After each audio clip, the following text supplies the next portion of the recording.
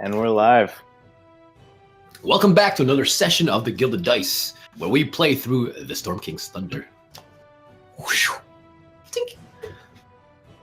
Last session, the party members here of Torque, a name that they hate but somehow stick to.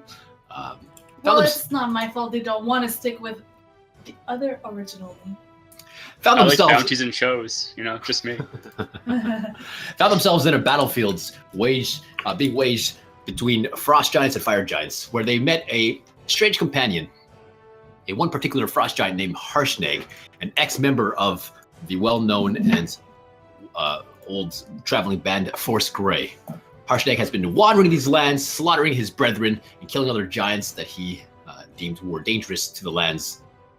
He has been to the Eye of the Allfather, a shrine that these fine adventurers are heading to and are seeking to commune with the god of the giants and finding out what's happening in this land. He is accompanied you to the city of Mirabar, the city of dwarves, where the party has come across a particular interesting new companion, a human cleric that worships the god Kelimvor, the god of the dead, the lord of judgment. They seek a cleric because they need someone to commune with Amon, the Allfather, in the shrine that they're heading to. And it was there that they did some shopping for some gear, because it is a frosty, frigid land north of the Mirabar, and if you're not prepared, you will freeze to death. Oh, you will freeze to death. So the session ended with you guys going to bed at the Yeti Slumber, a not so glorious establishment, and waiting to see if Cortionn, the new cleric, is able to go with you guys, or if Mommy will say no. I can't go, guys. All right. You wake up to a blistery kind of day. It's already it's freezing cold. It's snowing quite hard. It looks like the kind of weather that you would want your new gear with, but it's not gonna kill you if you don't. But it's a nice snowy, cloudy day for Lucius. Yay. Wolverbane wakes up in his rustic room, a small little room made for dwarves, but it's for the dwarven experience. He comes out, and you just hear his body crack in thousands of places. He says, "Guys, that room was worth it. You should try it next time." You sound like you need a trip to the cleric.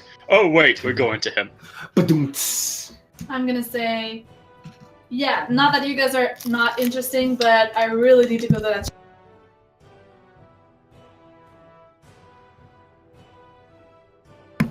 Well, go on then. Oh, sorry. Oh wait, does anyone want to come with me? Actually, it can be fun. Maybe you'll find something interesting. I have no need for fancy attire. I have my practical attire. I believe she's going to get. I believe she's going to get practical attire now, because she realized that the other attire would not cut it. From a place called Frozen Fashion, you would imagine that the clothing there is meant for fashion. But it's Mirabar's it's frozen, so I don't know. Maybe it's meant for staying warm in the frozen weather and still looking good. Anyways, yeah, I'm gonna go see if I can get that fixed. All right, and Zaya heads out. I believe Wolverbane was to accompany her. Wolverbane yawns, cracks in more places than are possible. You just see him thrust his pelvic bone and just, and he says, all right. I'll go make sure she doesn't steal anything. I'll be her accountability buddy. And heads out the door. And as they open the door, you can just see this gale of snow just whoosh right into the entrance of the Yeti Slumber. I put on my warm robe. Wolverbane just kind of covers his nips and walks out, trots out. And Zaya, you begin to freeze. I'm trotting. You're I'm trotting. walking fast. Brisk pace. Brisk pace. While they're out, Cortionn comes slumming through into the Yeti Slumber. Did we cross each other? No. Who's in the Yeti Slumber still? Is it Lucius and Rogue? Mm-hmm. Yep. Rogue. Ooh, that's gonna be interesting if you use that. We'll see how that goes. Yeah. I gotta cut that down. So you enter and you see, you see Lucius and Rognar bundled up, just kind of waiting around for you. I figured by this time I've had enough time to have a chat with my bros. Yeah, you managed to do that. Okay. And I come and I'll sit down next to the guys, Lucius and Rognar. Cortionn. Welcome back. Good morning, guys. Hope you slept well. At which point the barkeep, the tavern keep, Varion, says, "Yeah, the big man slept really well in my rustic room. I told you it would work. So next time, try not to drive my traffic out of here. Jeez." And kind of goes back doing his thing.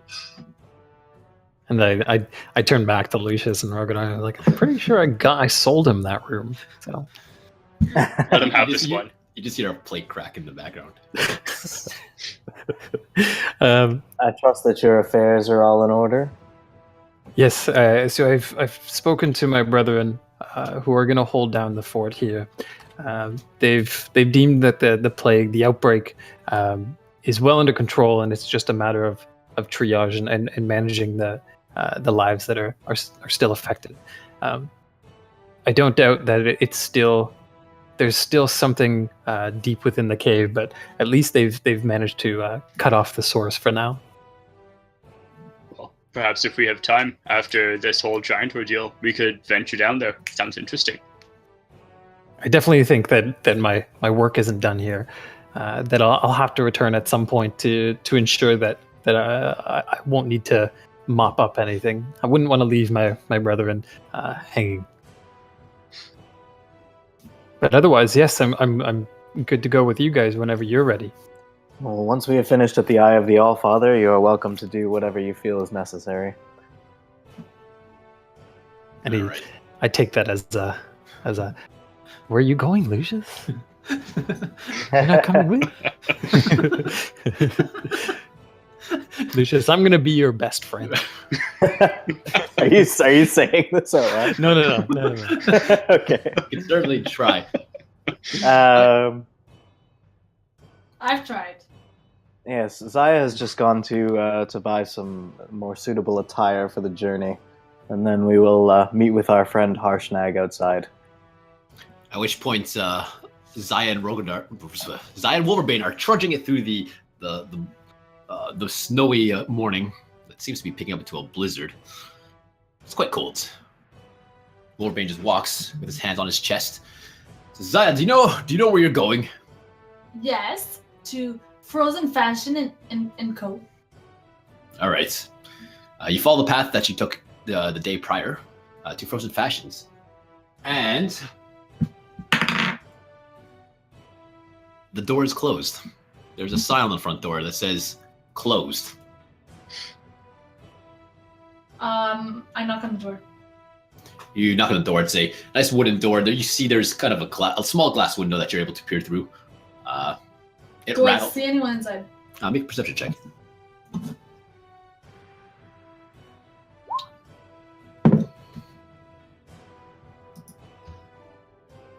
You look through, and it appears to be there's no light on. It doesn't appear like would it be an establishment where someone would also live in. It just seems to be a storefront.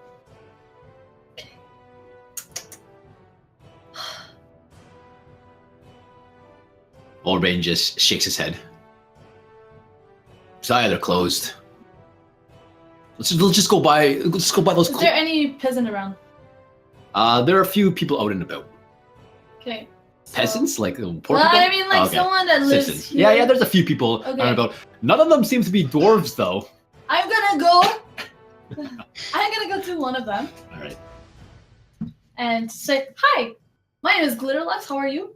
It's this female. She's bundled up in all these beautiful attire, nice furs, fancy clothing of Mirabar. She says, "Oh, I'm doing very well on this glorious morning. How are you?"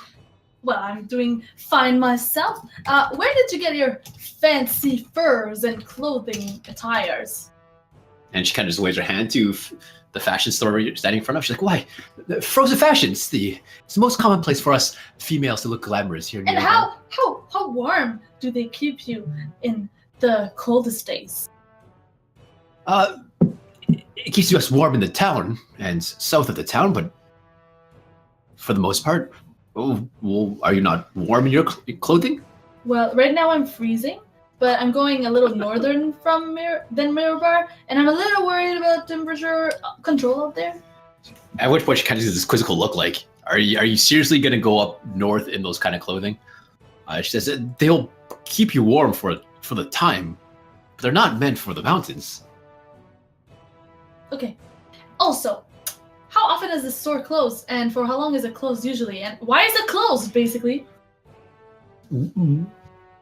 Apparently the owner just loves to roll dice and just chooses her lifestyle around dice. She's kind of strange like that, so her store is open whenever she feels like she doesn't roll less than 5. Gambled too much last night, eh? She must have. All right.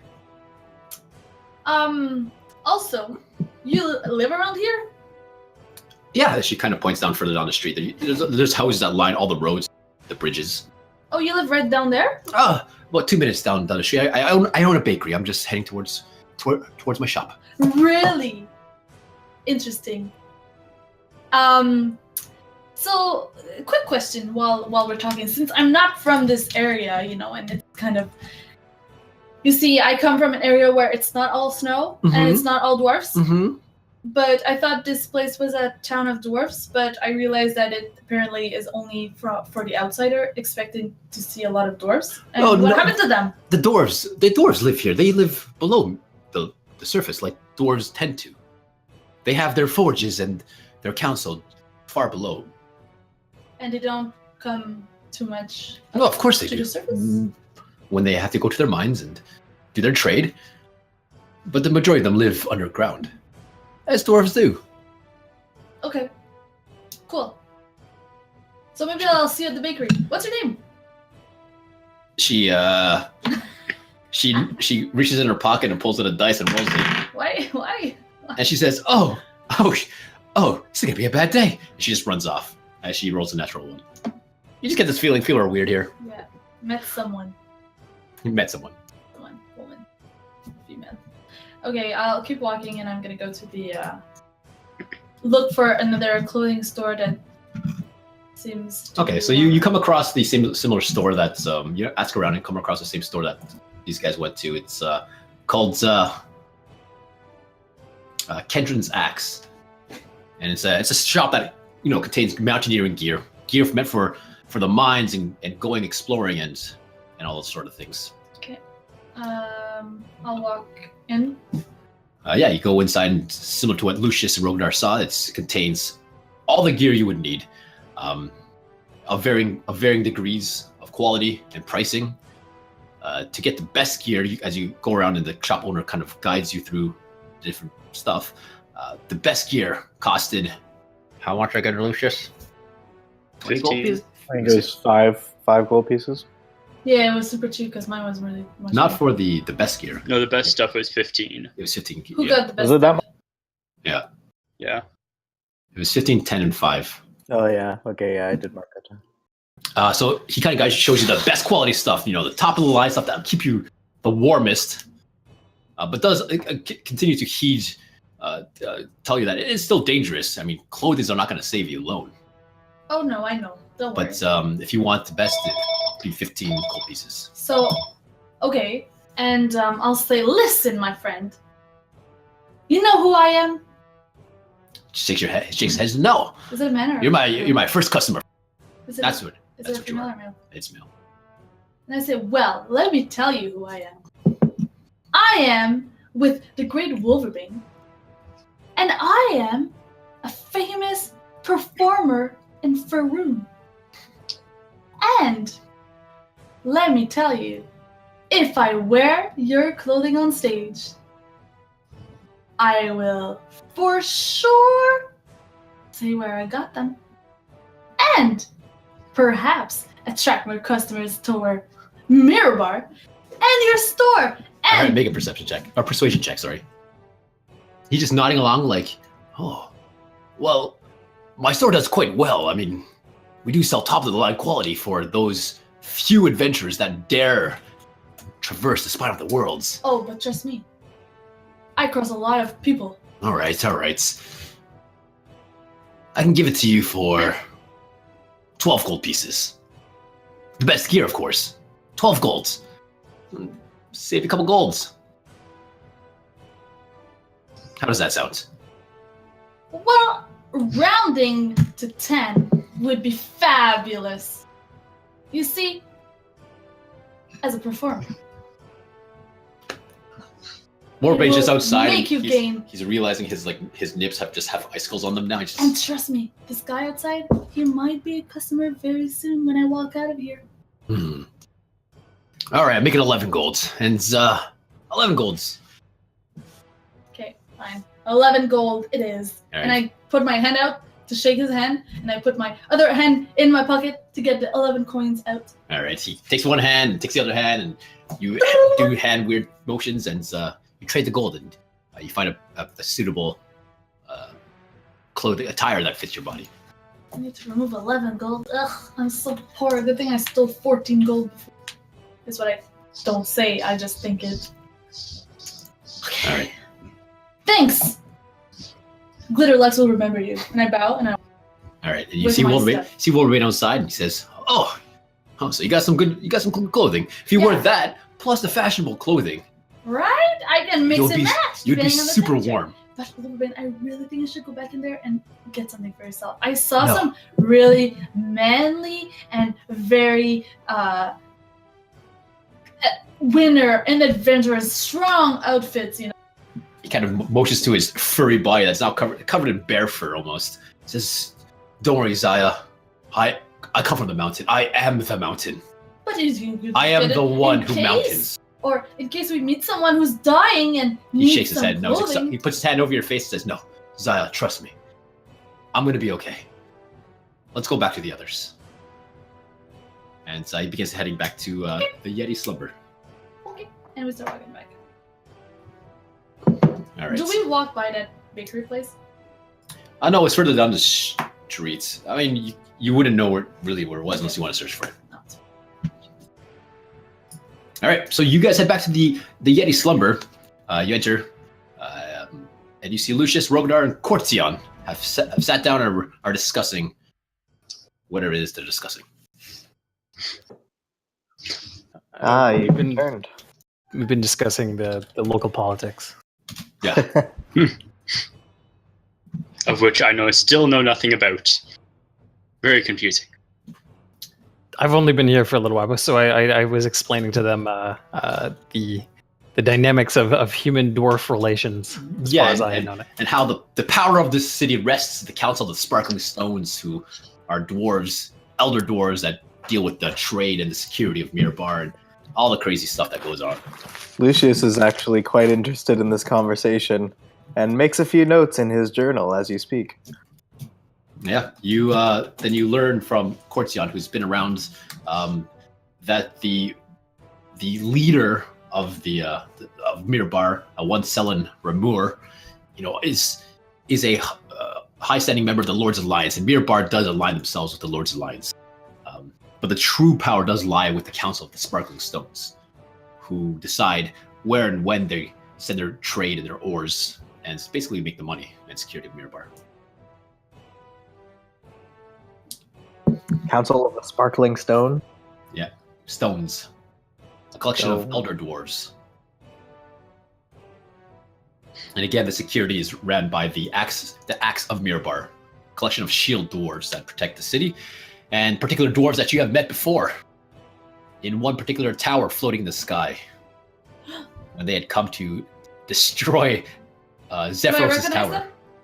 Oh, you recognize the emblem for sure as you had come into the city. Do I recognize any of them specifically? There are hundreds of them. I Not want to just- know if I recognize the one that I stole something from.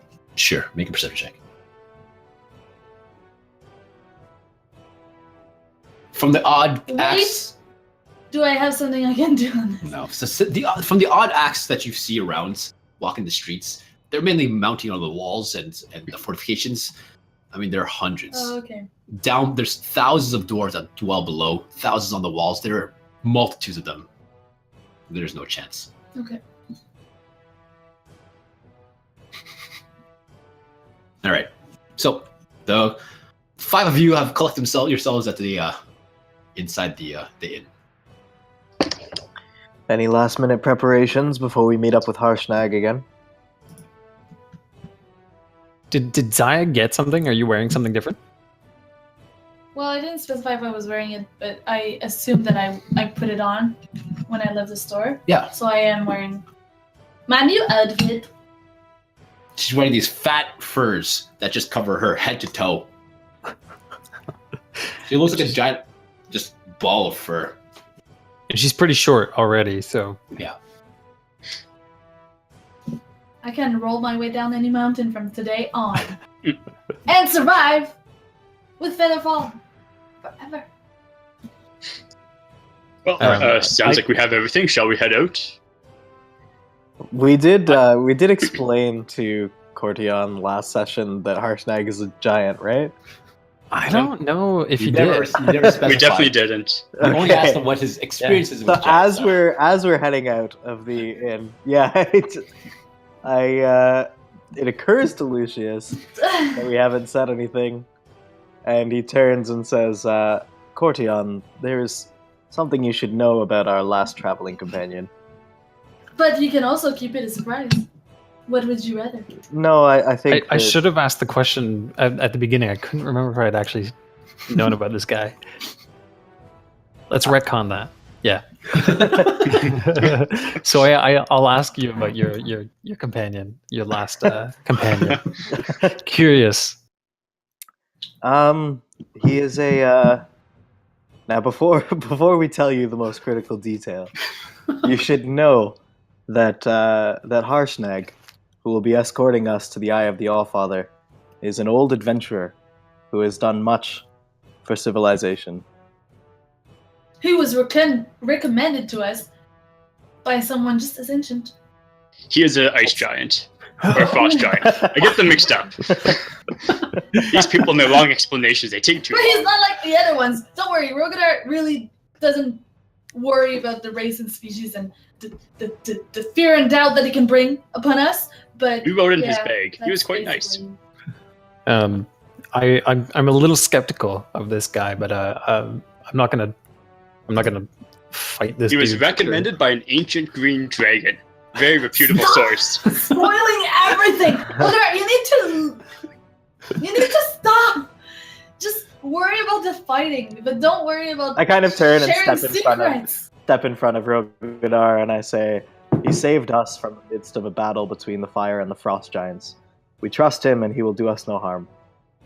If you guys can, can't remember the word. If you can vouch for him, I'll definitely take your word for it. I'm trust skeptical me. for sure. He could have killed us like easy. He didn't, so we trust him. Hmm. Yeah, I can take that for now. Excellent. Then we continue on our way. All right, you guys head outside after having a discussion into the blistering colds. Your furs, all your furs, hold back the frost and the bitterness. Keeps your bones and your skin warm. But any parts that are exposed get a little frosty and whatnot. Wolverbane is just covered in snow. It just clings onto his fur and just kind of coats him. Hurt. Does he look hurt? Does he look hurt? Yeah. No, he does not look hurt. Okay. He looks like he's okay. He just looks at Zaya and says, "Oh, brr, I'm so cold." Oh, Who's rolls his that? eyes. Wolverine. And you guys trudge out of Mirabar. Following Harshnaag's instructions, he had said he was going to wait for you east of Mirabar along the river. You follow the river past the fortified ports. There's not a lot of people out, as it is kind of a blizzardy day and kind of a gloomy day. It's not long before you find so you see a large campfire in the distance and a large figure sitting by it. You approach it. Where's my music? All right.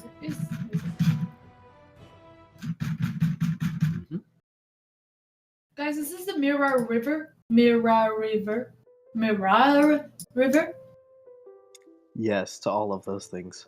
It's all, yeah. So you follow the Mirabar River and you approach Harshnaag, and he's just sitting by himself. He sees you approach. He raises his great axe to greet you. Stands up, and you see him stuff 2 large elk just into his bag that he was obviously looking to eat this morning, but doesn't really care. Ties it up, slings it over, and attaches it to himself, and brushes off the snow. And he waves at you. Did you get a good sleep? Yes. Did you find what you needed? Yeah, this is Cortionn, new addition to Glitter Locks and Co. Cortionn, you see a very, very, very tall figure, at least 17 feet, as you can guess. White, pale skin, but blazing blue eyes. He's wearing plate armor. He's got this large, frosty-looking beard. And on his head, he wears a skull. It's a helmet. It's a skull of a white dragon. And his hand carries a large great axe that has this rune just emblazoned onto the blade itself. He kneels down and says, "Cortionn, are you a religious man?"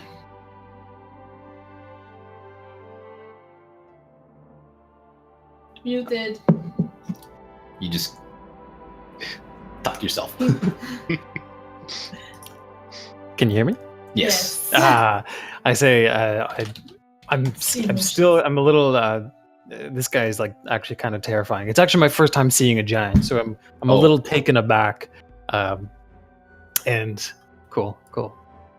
And I definitely want to say, trying to make myself appear a little larger than need be, even though I'm sure this guy could stomp me flat in one foot. Yeah. I say absolutely. I'm a devout man. Good. You will need it. And he stands up to his full height, stretches, and you just kind of look up, past his knees all the way up, and towers over you. Says, "If you are ready, we will make the journey." Can I take a peek around and just see what's he's just got like a camp going on here? Yeah.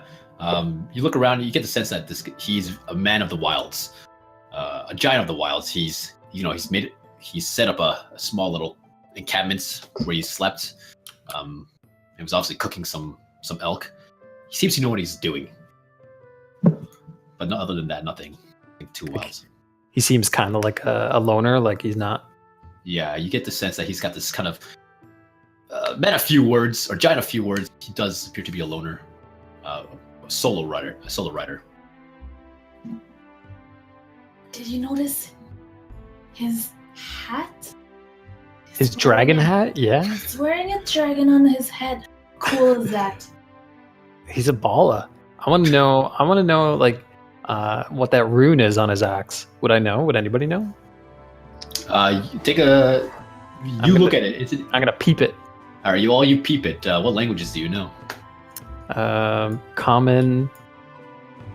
Oh no! It's a rune that you can't decide. Okay.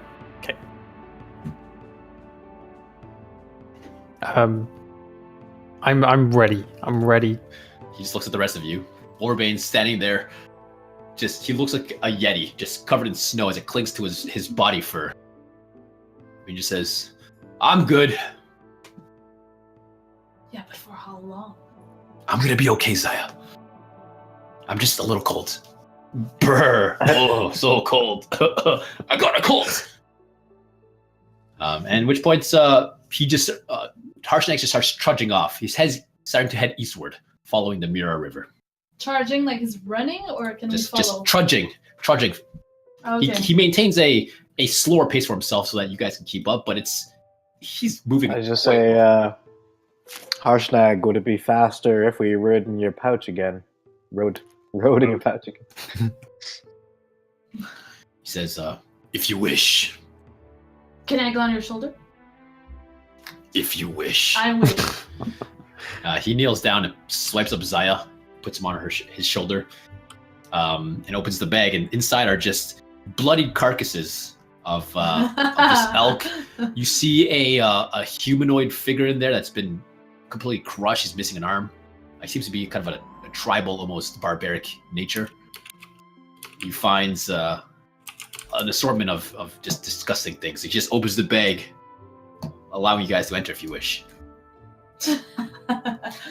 How does it smell compared to before? About the same? No, it's almost worse. You figured that, looking around, he did do some fishing as well, and that there's a lot of fish in there he's stored, and it's letting off an awful scent. I kind of look a to huge the, rush, right? I feel like walking today.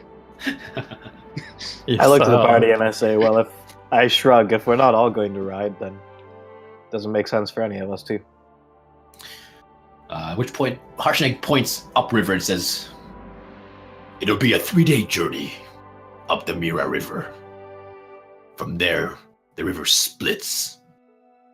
We will now then head north into the spine of the worlds. And from there to the eye of the Allfather. We're so ready for it. The journey to the base of the mountain should not be perilous.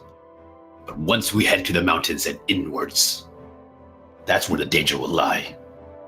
So make sure you are warm and have food and water.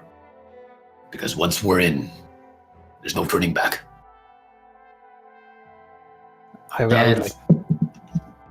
Can I ask? I would like to ask if he knows what danger he's talking about. The snow, ice,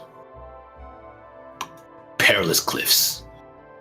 There are barbarians and orcs, large flying beasts, harpies, and magical creatures. And worst of all, the Yeti. A plague. Plague, like a disease? He just shakes his head no. That's not what he meant. He just... How does that sound to you, like Carrion? Cortionn? Cortionn or Carrion? Cortionn. Cortionn. Cortionn. I say, it sounds like nothing that I haven't seen before, although it certainly is a larger party than I'm used to. I don't think it's something we can sneak past, I figure. It would be nice to. I highly doubt it will work. I don't know how much I can sneak in this snow. Let's try for the next hour. What kind of armor are you wearing, Cortionn?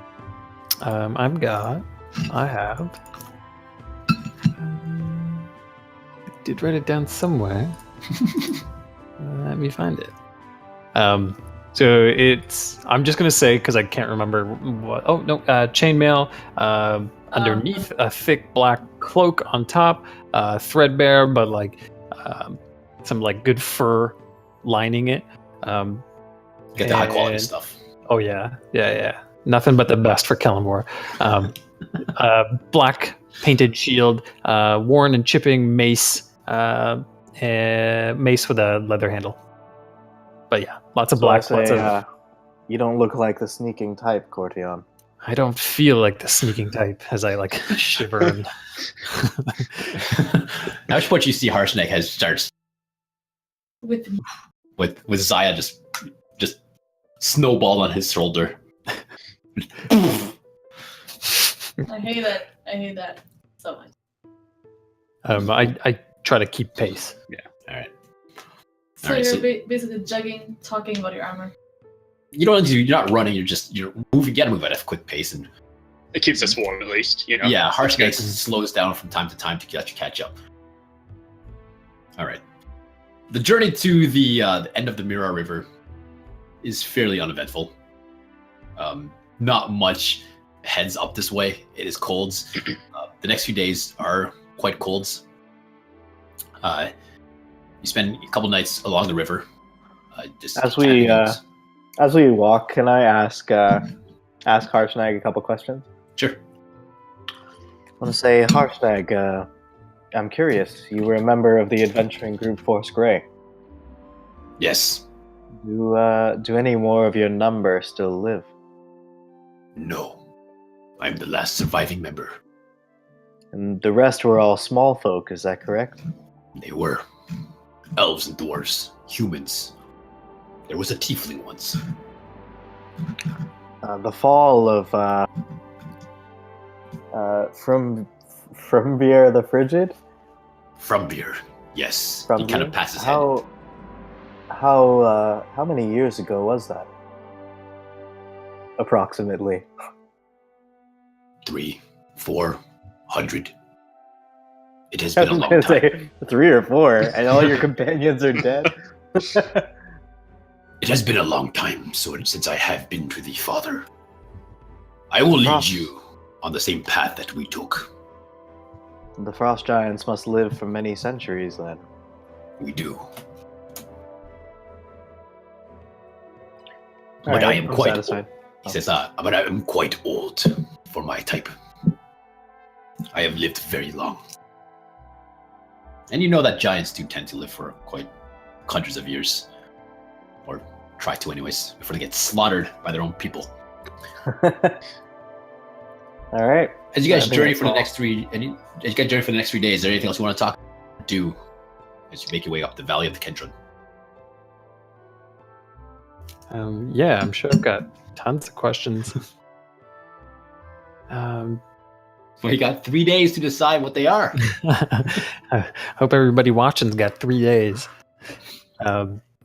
Yeah, I guess I would like to know the giant Harshnaag's opinion of the other giants. It's pretty. I find it pretty odd that you would be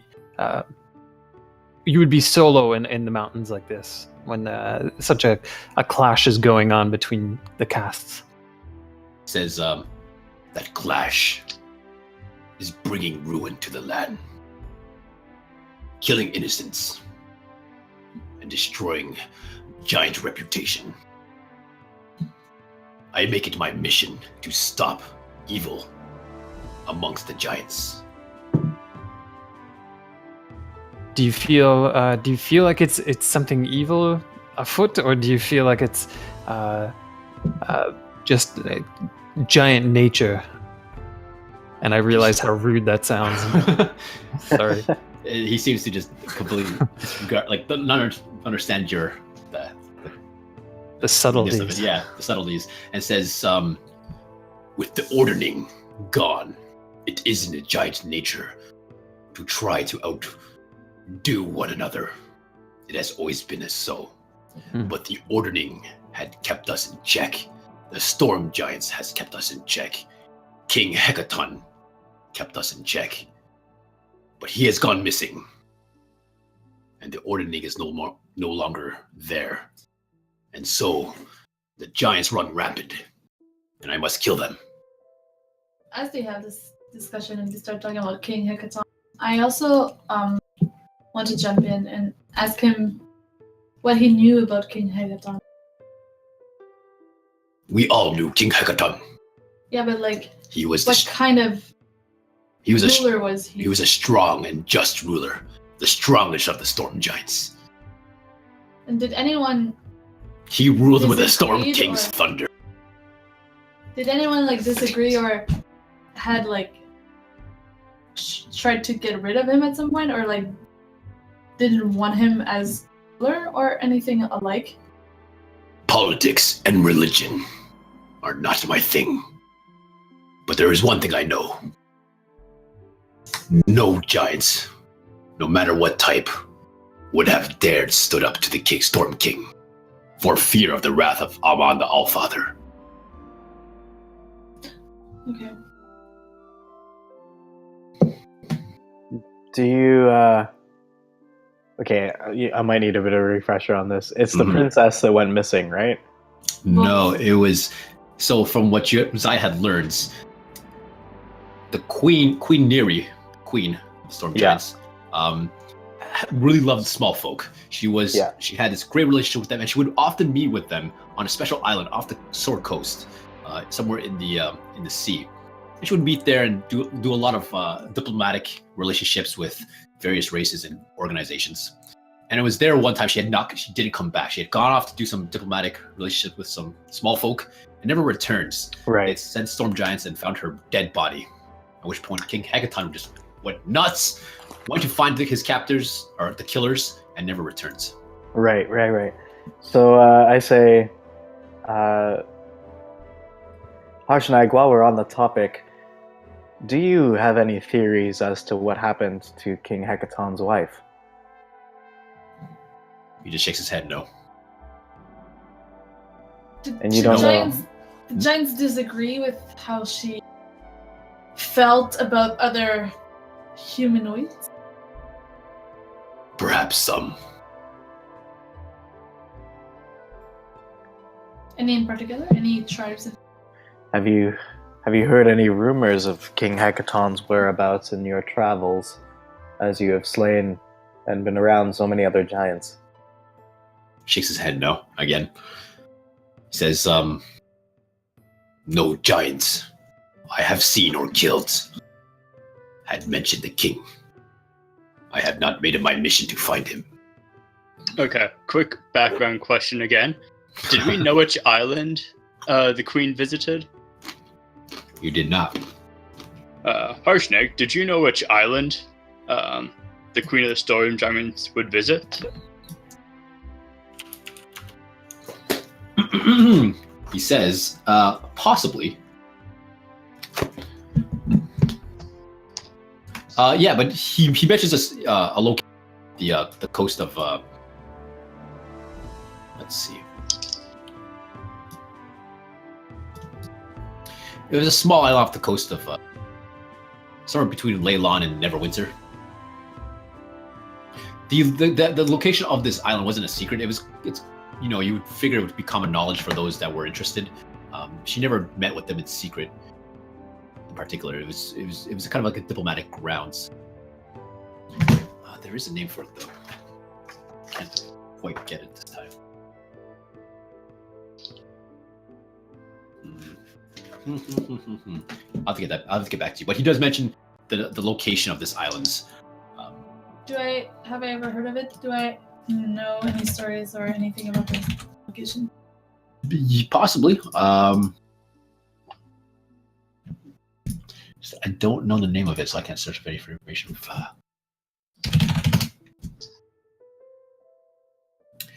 I don't know. I would have to get back to you on that.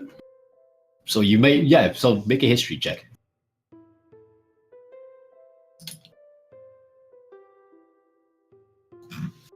Thank you. Yeah, the location that he mentions is familiar to you.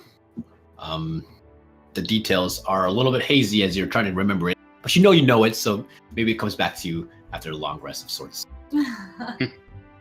But you do recall like the kind of location that he's mentioning to you.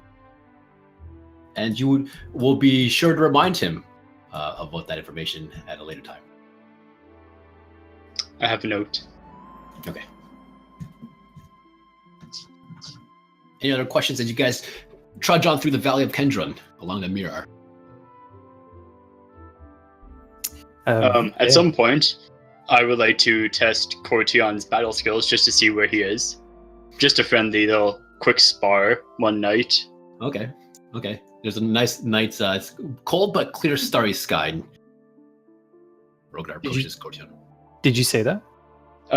Yeah. So one night I come up to you, Cortionn. How do you fare in battle? These old bones, they're.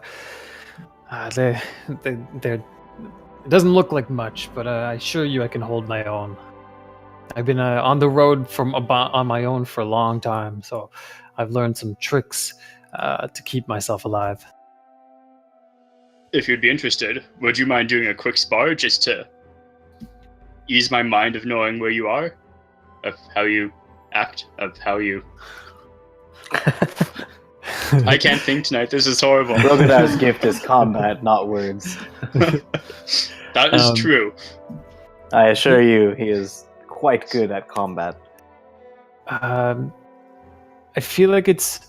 Yeah, give me a sec to think of how my character would handle it. This is certainly not the time or place to be fighting each other. I can barely keep myself warm enough to think, let alone fight, and weaken our numbers here. But maybe once we get to the bottom of the mountain. Think of it as training. and the training will prepare you for when you do fight in the cold weather. Out But of if you don't character, wish, I go over to Wolverine and I ask him if he wants to spar a bit. And Warbane is more than happy to. He cracks up some of the icicles from his body, just kind of shears them, takes out his great axe, says, yeah, show me some more. Show me some more of your skills, Rogadar. And you guys spend a couple hours just battling it out.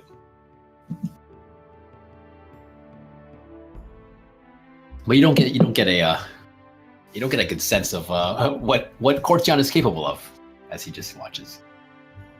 out of character, I'm sorry, I want to, but I feel like my character would be like, "You crazy man, right now?" There's so much going on. Okay, so It's So while we're they're- gonna just make a mental note to keep an eye out and make sure Cortionn isn't falling behind in battle. That's all he does. So while they're fighting and Cortian's just watching, I'm gonna go see him and be like, I'm gonna ask him. So like usually when people fight, do you just stand back like this? Normally, when people fight, I'm the one on the front lines. But again, it's not common that I find myself with a party of such a large number. But I can assure you that I won't be at the back lines. I'll be right in the thick of it with all of you. Oh yeah, I'll be standing back. Nothing wrong with the back lines, Cortionn, so long as you provide good support. And I kind of want to ask him also, like, so I see that you take a lot of importance into like healing and taking care of dying people's last wishes, which is a little creepy, not gonna lie. But what else do you like to do on happier days? Long walks on the beach. I respond that yes, it's not the first time I've heard how creepy it is. It's not a thankful job, I'll say, but beyond healing and helping people pass on to the next realm, I do my fair bit of attempting to make sure that people don't go on to the next realm until it's time.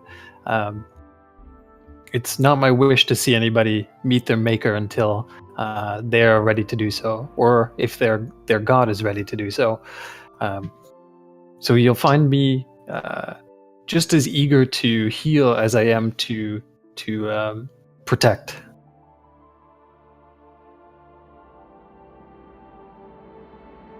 And you, Zaya, your specialty lies in furs? Ugh, that's a very recent a mandatory interest, not one that I would have chosen. You look like you could tumble over at any moment. We might not be able to stop you. Well, you better, because if I can't catch myself, someone has to do it. But I'm definitely not feeling like my acrobatic skills feel diminished by this new outfit, which is not necessarily ideal. Yes, this terrain is certainly not favorable for me either. This doesn't call for me. It's weird. It's like I need a new persona. Yeah, I feel like you're a different person, right deep down in those furs, wherever you are. All right, so you guys continue to journey. Anything else you want to do before you reach the base of the mountain? I don't want to annoy Harshnaag, but I saddle up next to him and ask him if he knows what this shrine is like. Is it unprotected? Is it worn down after years? What's it like? He says, And when was the last time you've seen it? He says, I have been there once, 3 to 4 years, 100 years ago. When my old group, Force Grey, slew Fjordborg the Frigid, and he taps his helm. He says, I only had a peek on the inside. I am not a religious man.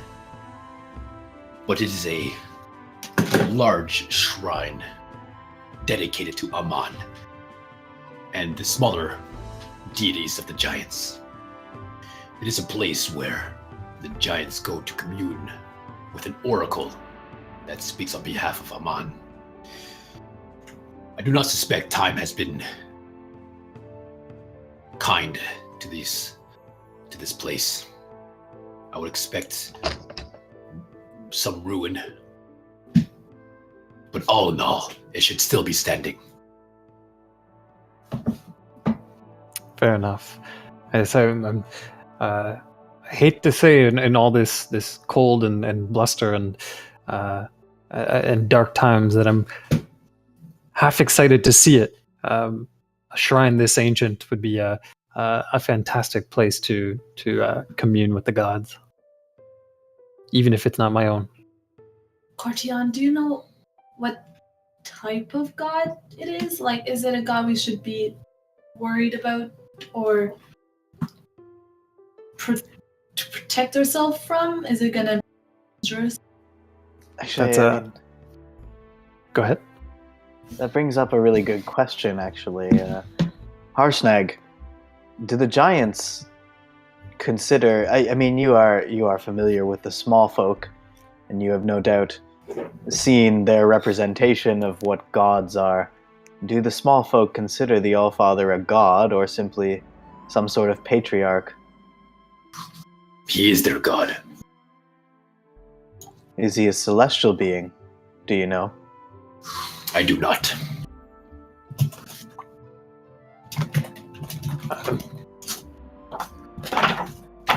Cortionn? The god. Sorry, what was the god's name again? I can't recall. Aman. Oh, right. Aman the Allfather. Yeah, he's literally plastered all over this mountain, right?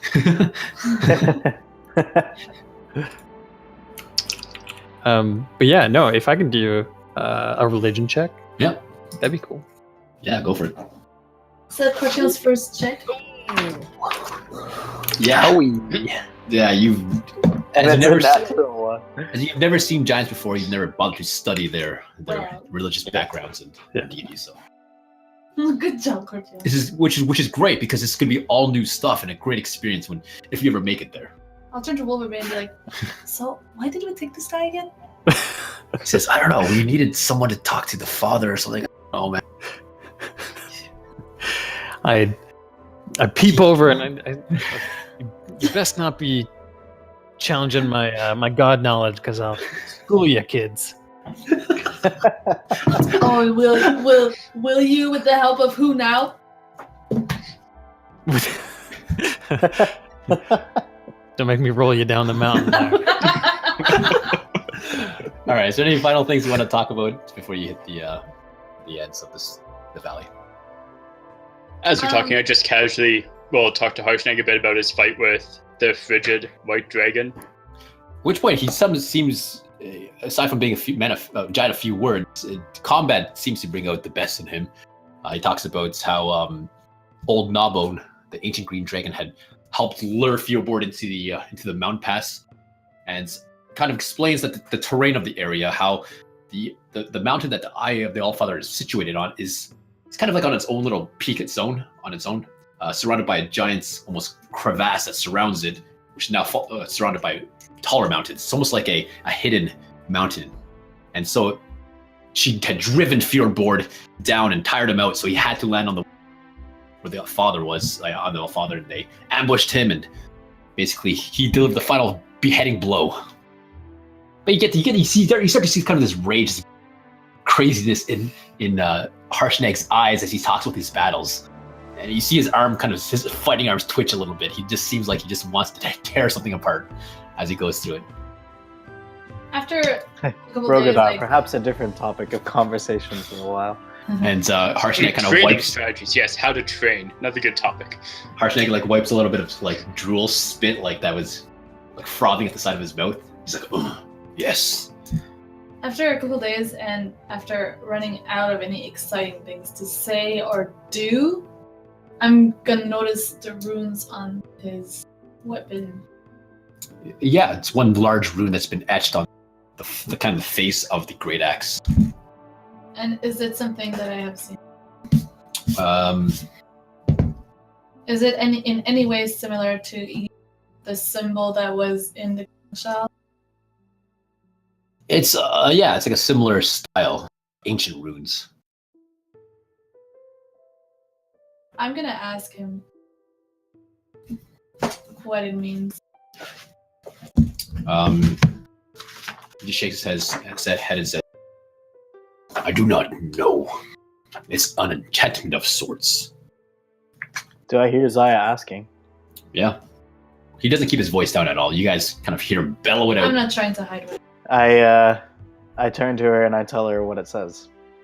That it represents. It was fire, right? Yeah, It's like a rune representing fire. Fire, lights, heat, kind of like make sure it goes kind of thing. I kind of explain the rune. Well, that's good, since we're going in a very cold place. It can come in handy. He says, my axe, it sheds light like a torch when it goes below freezing. Or Is it 0 lit degrees up? Fahrenheit, whatever that is in Celsius. At which point, not quite. Yeah, I hadn't quite hit that point.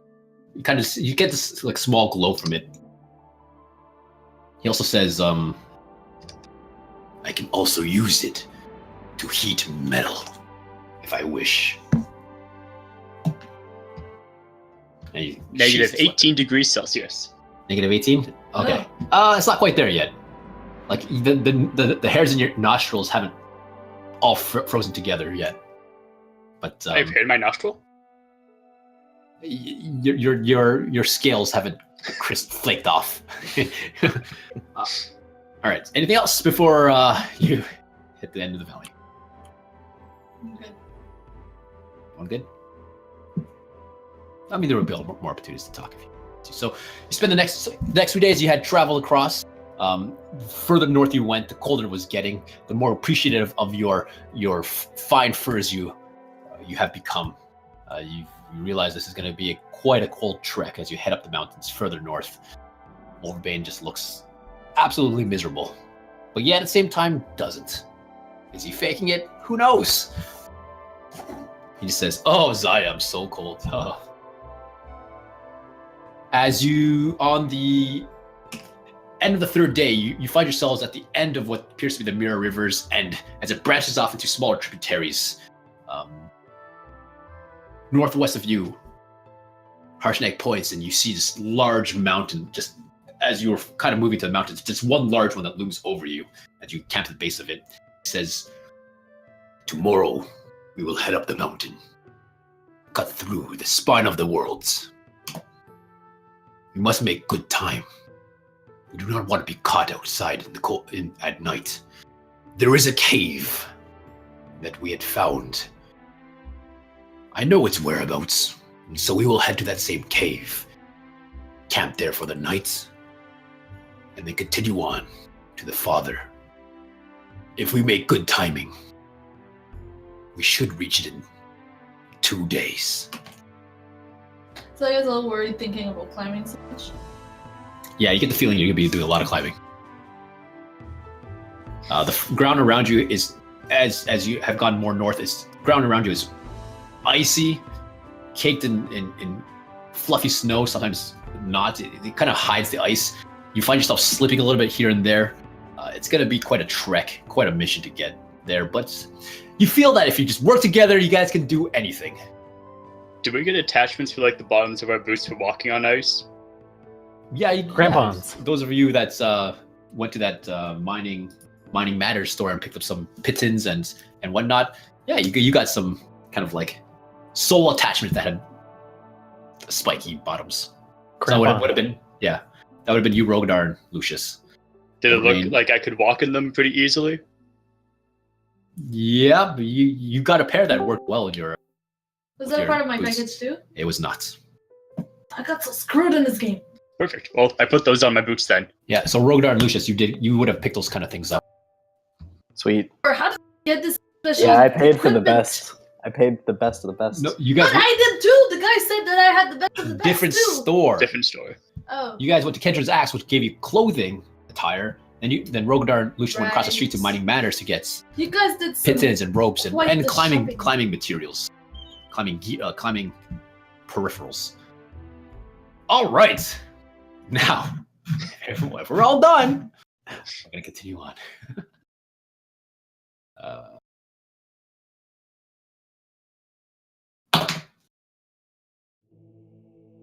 Yeah, we're looking at the mountain. Yeah, you Trying look to at this see mountain. which It's path we're looming. gonna take. So on the break of the 4th day, see what the weather's going to be.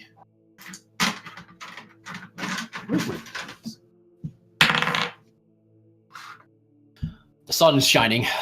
Some patchy clouds in the sky. The sun actually, it is a detrimental thing for Lucius, as it makes it very hard for him to see.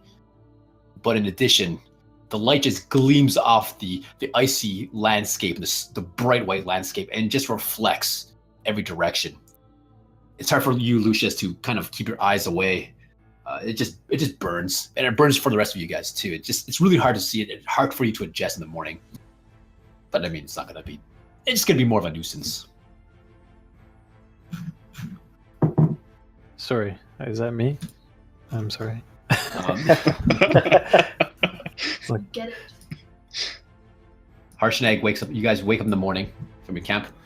Harshnaag points and says, "If you are ready, we will go." Yes, let's get out of this sun as quickly as possible. Unfortunately, that sun will be following us all day. There is not much cover in the mountains. Watch your step.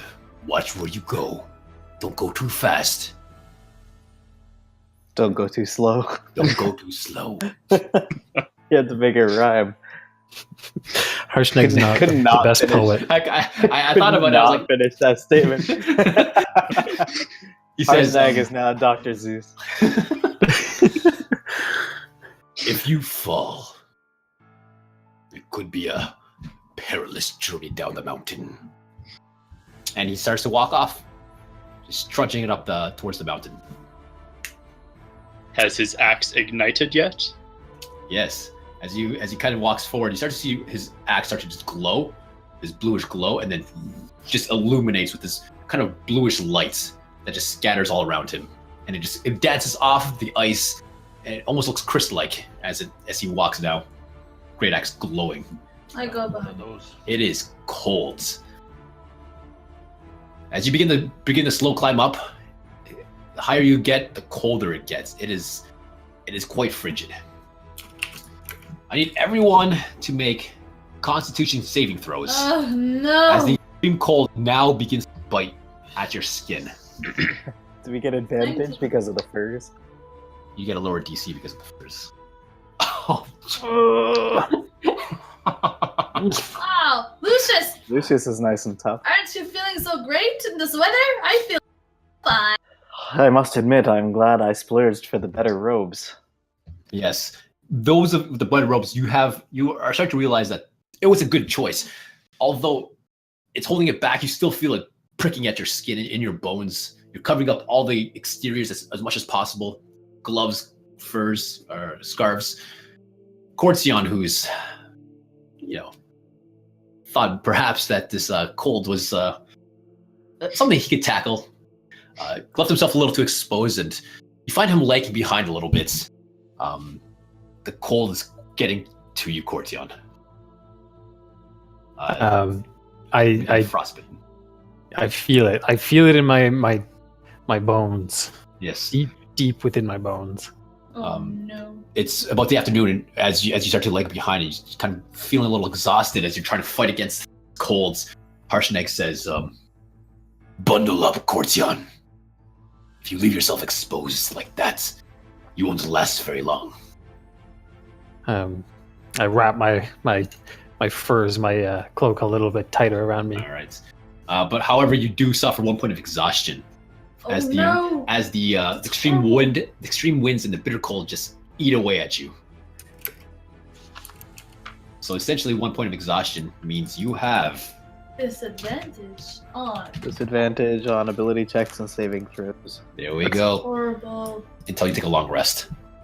Okay. Good luck on your All next. right. Is Wolverbane here? I'm kind of just stalling because I'm waiting for him to show up. Yeah, I'm here. Oh, you're here. Ah, Wolverbane! Would you look at that? Hey, You guys can see man. me?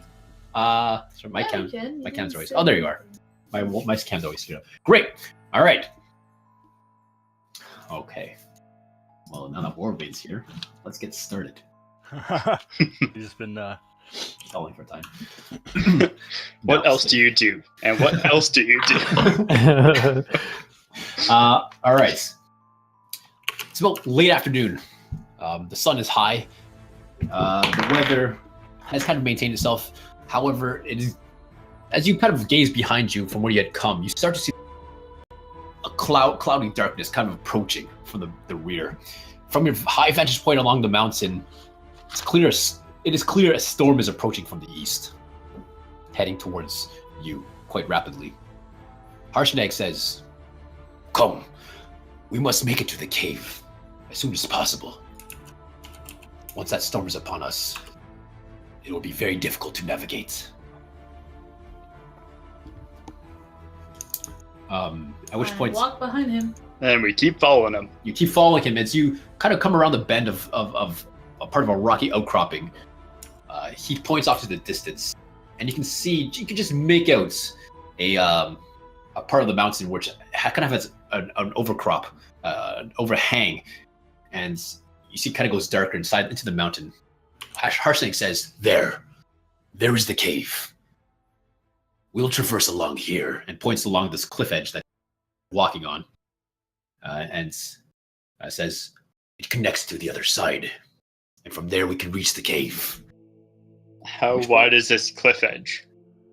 As you've been walking kind of on a plateau, a sheer cliffside on one side to your right, like it scales quite high, 50, 60. You see now you've been walking on a cliff 10 to 15 feet to your left. It's about 20 feet wide. It fluctuates between 20 to 15, sometimes 10. But it's the flattest part of the mountain. Everything else is sloped, and it seems to be the only real non-treacherous way to approach. Harshnaag kind of looks behind him and looks at the storm that's approaching quite fast from behind, and says, he just has this kind of grim look, and says, "Come, we should quicken our pace." I move myself to the back behind Cortionn just to make sure he doesn't fall behind. All right. Whatever, right here.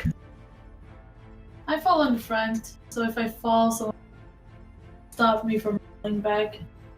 Maybe All we right. should tie ropes to our waists and all connect each other. Give it to Harshnaag. I don't think we have time for that right now. How rushed are we?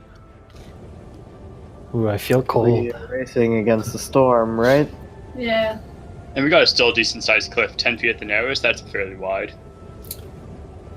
Yeah, it's a pretty wide cliff. Yeah. Harshnaag begins trotting off. What I need you guys to do is give me your battle order. What? Your marching order, sorry. I'm towards the front. I'll go second. Okay. Wolverbane first, and then... I need Cortionn here. Yeah, how do I... Oh, you do it? I need to copy over. Can I go on the giant's shoulder? That's me. You want to ride on Harshnaag? Yeah. Is that blowing wind sound effect? Yes. Really loud. It's Oh, a real sorry. wind.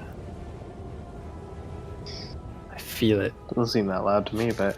Uh, Wolverbane is ahead of me. I'm kind of in the middle. I think Cortionn and Rogadar. All right, Zaya, you mount up on top of Harshnaag's body. mhm. He doesn't seem to. He says, "Be careful. It is slippery here. Hold on tight." I hold on tight. So this is your order here. Rogadar, are you in the back? You said you were... Yeah, I said I went behind you just to make sure you didn't fall behind. Okay, perfect. I want to keep an Poking eye you out with his for. spear. Keep going. Glaive, not a spear, it's a glaive. I don't know the difference.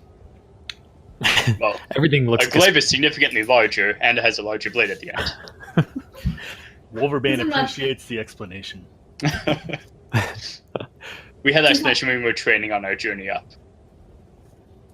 Okay. Since I'm not since I'm not walking, I want to pay this extra attention to anything hazardous or anything that would be hiding. Okay, make a perception check. Yeah, I'm keeping an eye out behind as well. Behind? Yeah. Okay. You can make a perception check as well. 22. 22. You see that storm, Rogadar, is approaching. If you keep a good pace, you probably could make it to the cave, reaches you guys, but it's moving in quite rapidly, and it looks quite bad.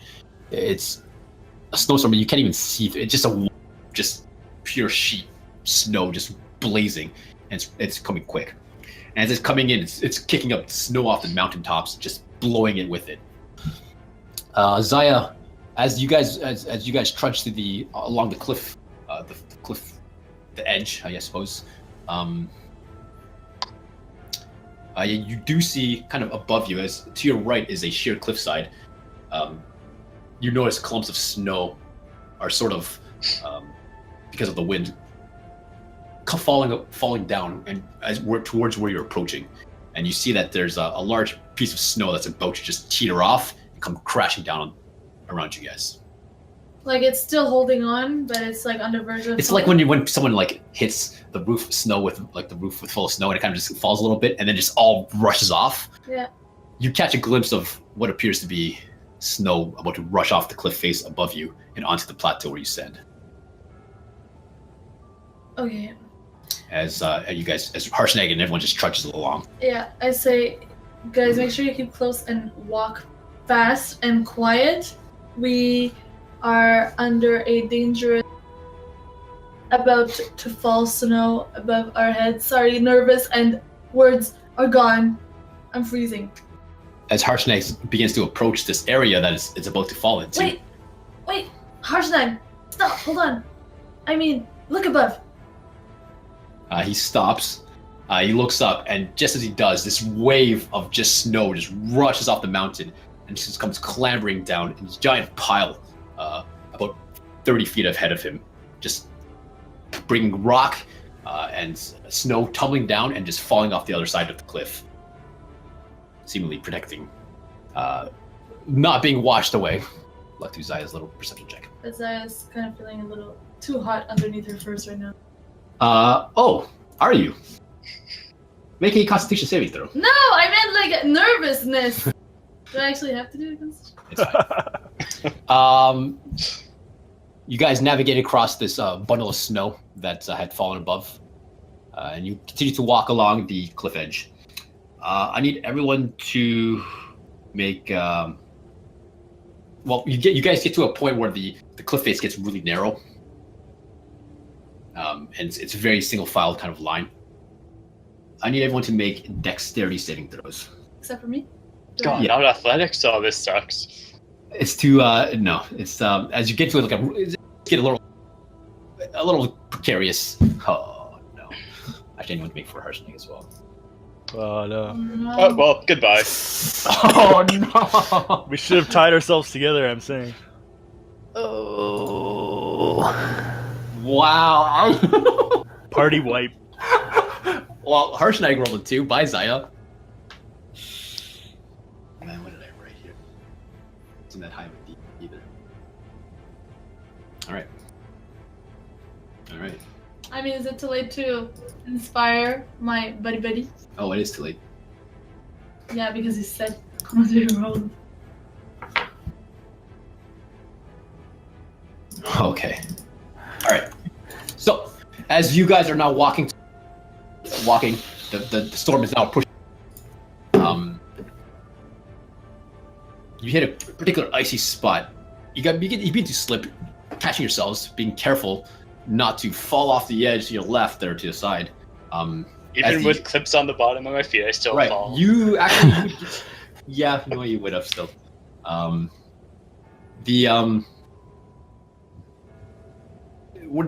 I just lost my train of thought. The path that you're walking on kind of it's a little bit angled, so it's becoming pretty precarious.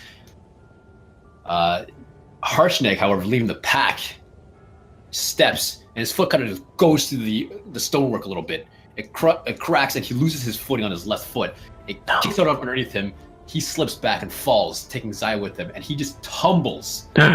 He tumbles off the cliff face down below him. Is anyone else falling? Yeah, sorry, I just need to do a few things here. Okay, but before anything else happens, I want to cast something, so I just want to know who is falling. Sounds good? I just don't want to miss my chance. Okay.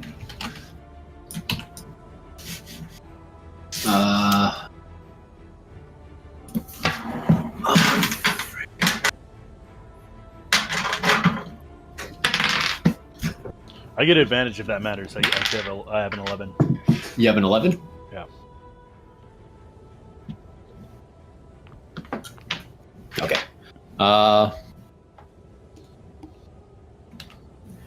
right, Zaya. So you watch. You're holding to Harshnaag as he falls. He tumbles down off the cliff and falls. As you look down to the left, it's a very steep sloped cliff, side of the mountain. As he begins tumbling down, Zaya, you're tumbling down with him. What do you want to do? Rogadar also. Can I want to reach out, do what I can to try and grab Zaya. Zaya's on top of Harshnaag. I know, but if they're falling, like Harshnaag, I'm right behind. I know, but Yeah. he's going down. Yeah, he's 17 feet tall, falling upwards, and she's up on his shoulder. He just falls off the edge, taking Zaya with him. Rogadar also, you somehow didn't clip the spikes very well to your boot. As you step, you seem to stick to the ice, and you lift your foot up, and you step down without it, anticipating some kind of tension, but you over-exaggerate it, and your foot gives, and you plummet off the edge as well. So Walking stick, clips-ons, nope, nothing else. Don't even get advantage for anything. As I see the three of us falling, I'm gonna cast Featherfall on all of us. Okay, so you're okay. And we fall on our feet and take no damage. Okay. You can cast it on how many people? Up to 5 That you can see? within range, Okay. which is 60 feet, so I mean we're within. All right then. As you guys plummet off the about 20 to 30 feet off this cliff into the area below, Zaya quickly casts a spell, and you find yourselves suddenly slowed, and you begin to just feather fall towards the snow below, and you land softly On your feet. on your feet, Standing. standing, No damage. taking no damage. Say the words. All right. I barely have time to even react when I'm too cold to even to react quick enough, and I look around and Rogadar's gone and Yeah. Zaya's gone, and At which the point? leader's gone, man. At which point? Guys, we're good. We're just below. We're all Good good thinking and all there, Zaya. safe. That was a nice slow fall. I Let's do know. that again. Yeah, I got Let's do tired that of more falling. often. Yeah. Okay. Well, now we're It'll split happen up. again, I'm sure. that saves you quite a bit of. All right. Zaya to the rescue! Haha. Are you guys okay? Yeah, Wolverine, hello. You have an earpiece. I just told you we're fine. All This right. is more dramatic. Harshnag goes over to you, Rogadar, very carefully. As you guys are now standing on a very slope. He reaches over and grabs you. Yep, do it. Says- I'm ready. He just reaches up with his other hand and just pulls himself back up. He climbs up the rock face back onto the plateau that you guys are standing on. He looks a little embarrassed at being a frost giant, having failed his next throw. Oh, he's blushing. Yeah, you see some of the icicles melt a little bit as he's blushing. He's hot underneath. but you begin your journey, continue forward. At which point the storm has picked up and it's come upon you guys, making the visibility very, very, very low. You can barely see at this time you can barely see about 20 feet ahead of you. Okay, Rogadar, you have to stay real close. Do you want to climb on his back or something? Well, I can still see his glowing axe though, right? Yeah, his glowing axe you can still. I'm gonna climb back on it All right, go back on his shoulder. because I'm not good with. I know that. All right, so you follow him for a little bit longer as the storm begins to press around you guys. The cliff face to your right is sort of protecting you from the wind a little bit as you come around a corner. At some point, you can't really see past Harshnaag, but Harshnaag stops. What's up? What is it? What is it now? What's happening? He kneels and turns around to the rest of you guys and says, "Time has not been kind to this mountain face. The plateau has collapsed ahead of us." He kind of looks back over and says, 30, 40 feet perhaps. And she looks down to the left off the plateau itself, and it now falls, it descends about 60 feet as you guys have kind of made your way upwards. He says, I can make it across. I'm not sure how you will. Going down will be dangerous, but we can try that as well. If you could make it across, could we give you rope to take along with you? He nods and says, yes. You should easily be able to to pull us towards you. Try to think how to best do it, but Yeah. We have pythons, you said? pittance, yeah. Pitons? Could we nail that into a crack and he pulls it taut? Yes. We could zip line. We could basically zip line over. Yeah, you guys can do that. That's all right. All right, so Harshnaag, you had Harsh. I'm still gonna stand his shoulder though. Okay. He ties it to a part of his belt as to not lose it. Takes a nice good look and says, well, he doesn't say anything. He ushers you guys a little bit. Say, scoot, and he scooches you guys back a bit. And he takes a look at the gap, and he begins running. No. I hold on tight. Oh, you better hold on tight. Here it comes. Wait, is he jumping? Wait, we're not holding onto the rope right now. No. You're not holding. Like you haven't. But Zaya's still on him. Okay, Oh, but but what's Zaya- happening? oh. Is he jumping down? You get the sense that Jump he's making a across. running jump to jump across. At which points Yeah, I'm holding on. you're holding on for dear life as he makes his leap, and you see him jump, and as the wind blows and the storm billows in towards you guys, you almost lose him. Fog. You just see his body disappear onto the other side. You wait to see if the rope possibly just unravels itself. But he lands on the other side. And he just shouts. You hear him shout, "I'm here!" Zaya, make a strength saving throw. Strength? As you're holding on for dear life, as kind of caught off guard by the fact that you just jumped, you quickly grab onto something that you. And I am going to wait. I am gonna use my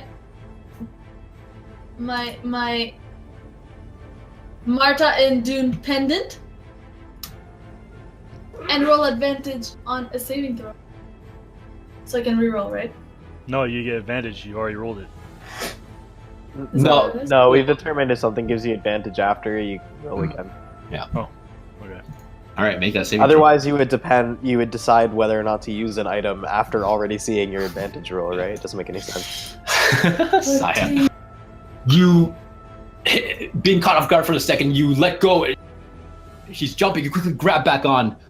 But you grabbed onto an icicle that was hanging off his helmet, and as he leaps and the momentum carries him forward, your hands just kind of. Oh jeez! And you find yourself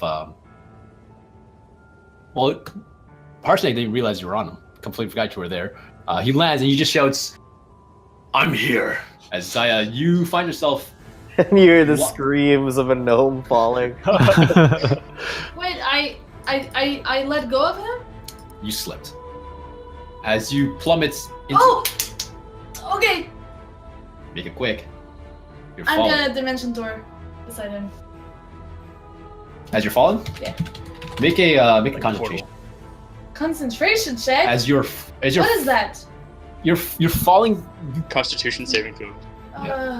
As you're falling, you need to concentrate. You need. But it's not concentration spell. It's not a react. This is more of a react. You're trying to use it as a falling and casting dimension door. Okay.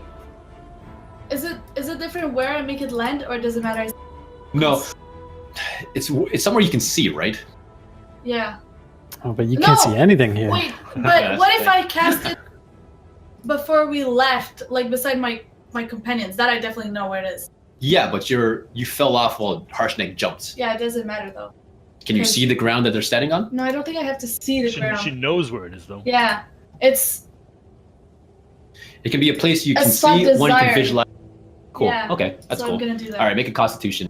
Saving throw. Just make sure that you can. Okay, cool. As you get to fall, Oh my god! you stutter the vocal words, the arcana words that, and as just it's just basically grayness around you. You can't see anything. Quickly visualize your friends and Cortionn freezing his ass off, and beside you guys, you just see a small little portal open, and Zaya just plummets out of it.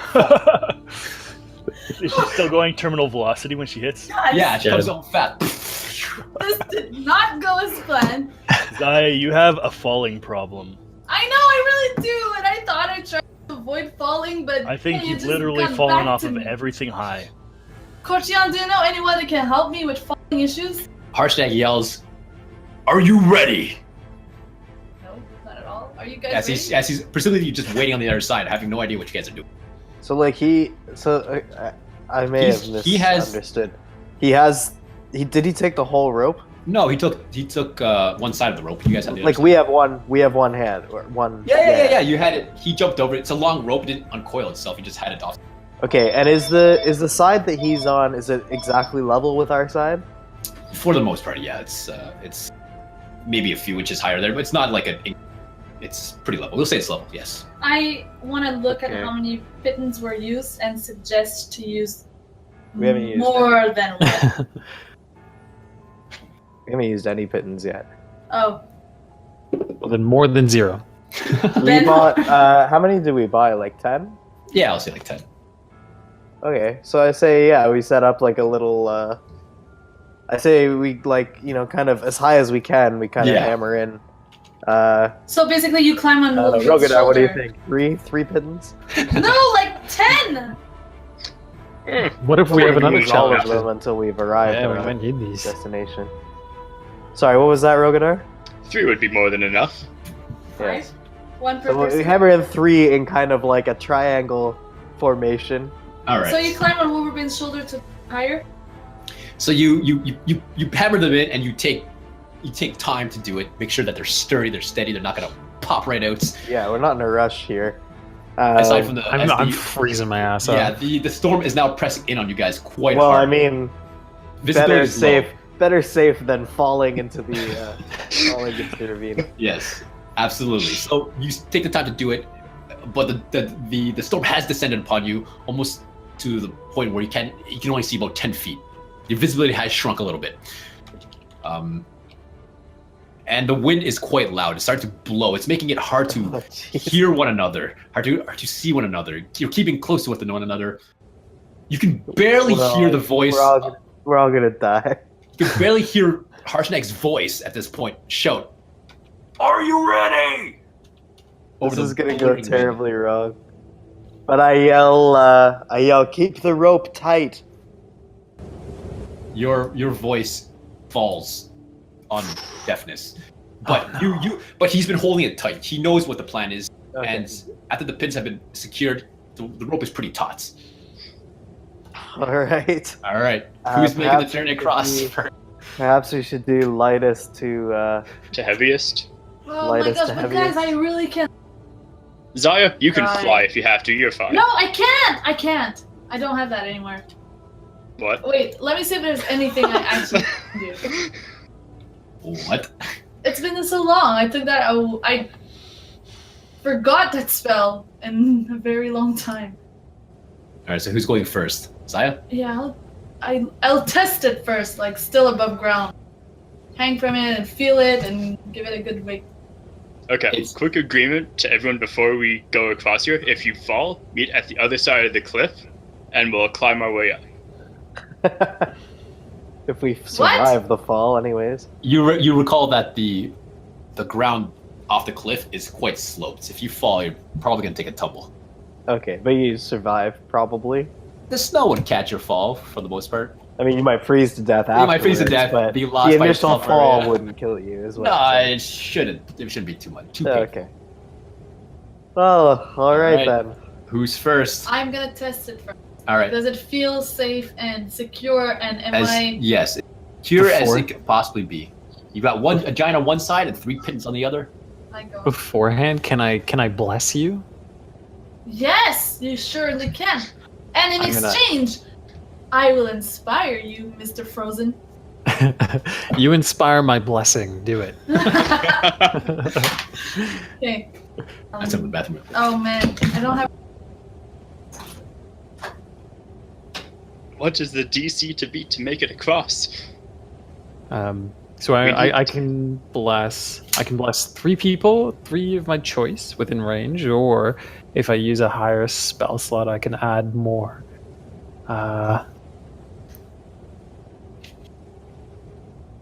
I'm thinking I'm gonna do 3. I'll do 4. I think I need to do 4 people because I feel like Rogadar can make it across. Oh, Rogadar slipped going down a cliff. Let's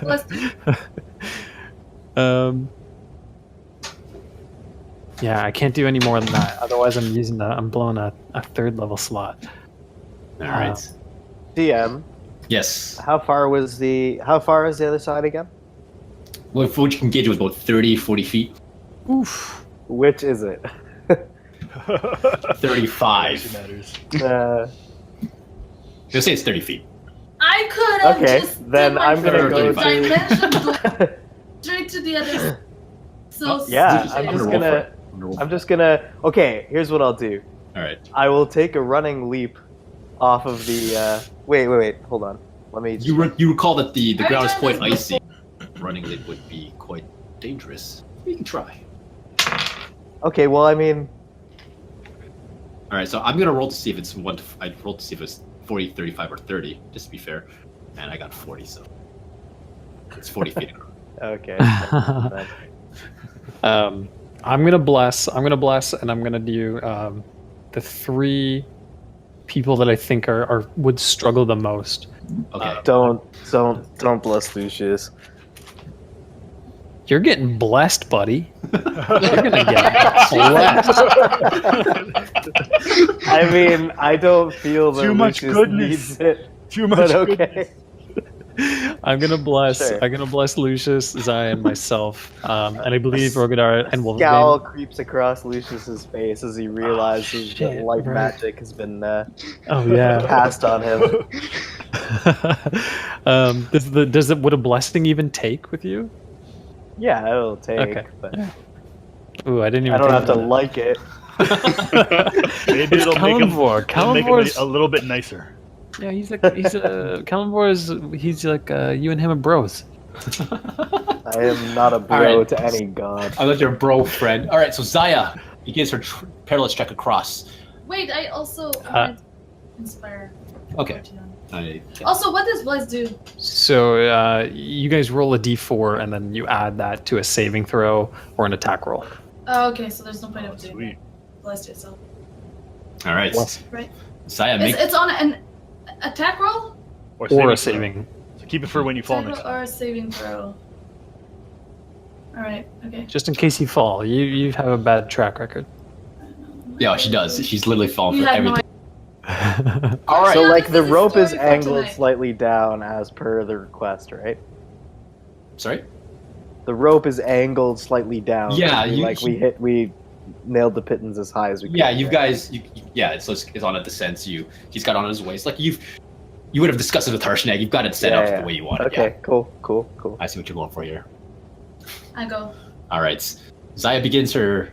You have to lift her up, and she holds onto the rope, and it's blowing in the wind, and it's quite perilous. And she begins her somewhat descent across the 40-foot gap.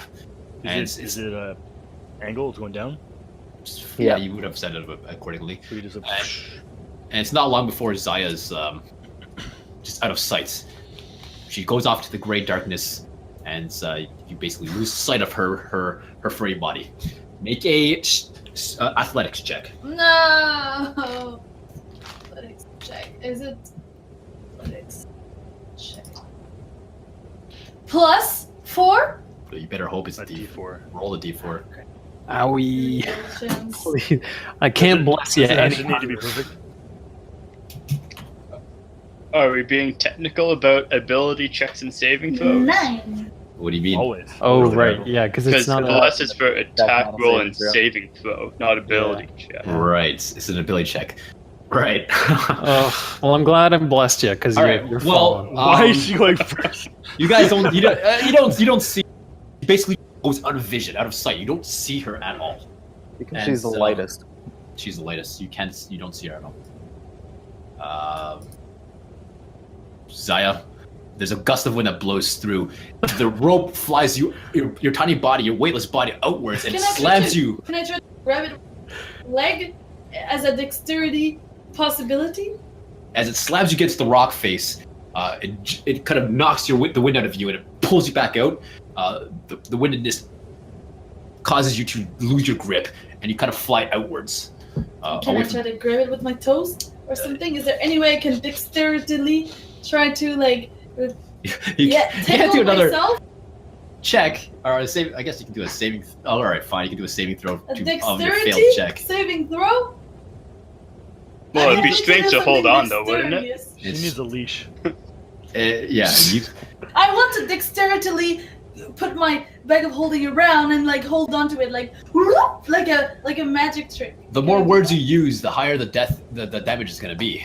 As you plummet off into the darkness, you guys have no idea. Can't see her. You plummet into. She's probably screaming though. At least we got earpieces. She can scream into the earpiece. Oh, I guess so.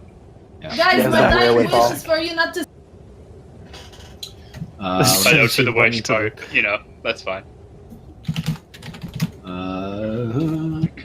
Also, bring me back. I'm not taking care of the weird griffin people. Ask Cortionn if he knows about them. You before saying all I this die. as Saying this as you're falling. Having a casual conversation with us. I'm talking about the most important stuff. Just got a Going long for way me. down. This is Yeah, her. it's a really long fall. Take care of my fish. Zaya's hoping so much that someone else falls. So she's All right, just so stuck by Zaya, herself. you plummet into the darkness. You free fall, and then you Also, I'm not making it to the other side. you I'm sorry. feel as you fall into a plume of snow, and you feel your body in your rounded winter clothing begin to just roll. I'm You- gonna actually cast Featherfall before I touch the ground. You cast another one. Okay. Yeah, All right. because I don't want to roll. Perfect. All right. Good to know. A little earlier. So I was calculating everything. You feather fall. I thought it was fun Not for seeing, so long. unable. Now at this point where the storm's so blistering around you, it's hard to tell when the ground meets and the storm isn't that. But you feather fall and you find yourself touching down precariously. You're still kind of about 10 feet away from the face of the cliff, but you're standing on the kind of the slope, and you land on your feet. All right, I'll go next. All right. I conjure my sword. Yeah. I'm gonna start to make a little barrage, a little below. I want to try to catch anyone so they don't slip further down when they come down. You know what I mean? What's that a make sense? barrage? Like a little ledge, so that when they fall, they don't start rolling. A barricade? down. Yeah. I was snow. gonna say barrage is not. Well, you find you two are on a very precarious slope. Okay, never mind. Any I watch carefully for anyone that would be following. Okay, well, yeah. Okay. All right, Lucius, go for it. I kind of take the sleeve of my robe and use it to cover my hand. Mhm. I hook it over the rope, Yeah. and I want to slide. I'm gonna go for it. I'm gonna slide. I only want to go as far as 10 feet before I misty step to the other side. All right. Do you need to have visual on the misty step? I guess possibly. Let me You look. can only see 10 feet in front, roughly. True. So you need to get at least 20 feet And I- forward. I whisper under my Quickly breath. confirming. Yeah, with yeah. it. just see it. Yeah, you do have to be able to see it. Unoccupied space, you can see. All right. Well then, all right. In that case, I'll just I'll ride it out. All Does right. Lucius want to shove when he goes, or no? No, I feel like that would do more harm than good. All right. So you wrap your great sword around it does kind of Harshnaag staying on the further side of the cliff, so it I'm gonna summon for once. I'm gonna summon a smaller sword than a great sword. All right. You find Because I can make it any weapon I want. So you get a nice curved scimitar that has a good angle to it. That can kind of hook itself nicely to it. well, I mean, yeah, and it's dull too. Like it's a dull. Yeah. I've purposely conjured a dull sword. All right. Okay. So in this case, I would say it's strength or dex, acrobatics. They're literally the same for me. Okay, go for it. Make a check. What makes him be able to do dex? 'Cause he's doing a. 11. Come join me. Who's next? That'll be me. I figured. You made it? You made yeah. it? I'm probably, other than Harshnaag who jumped over, I'm the heaviest, so I should go last. Well, Cortionn might join me since he's having a wonderful disadvantage. All three of the remaining party Yeah. members are heavy. Yeah. So who's going next? Sorry. I think it's gonna be me. I figure Rogadar is a little heavier than I am.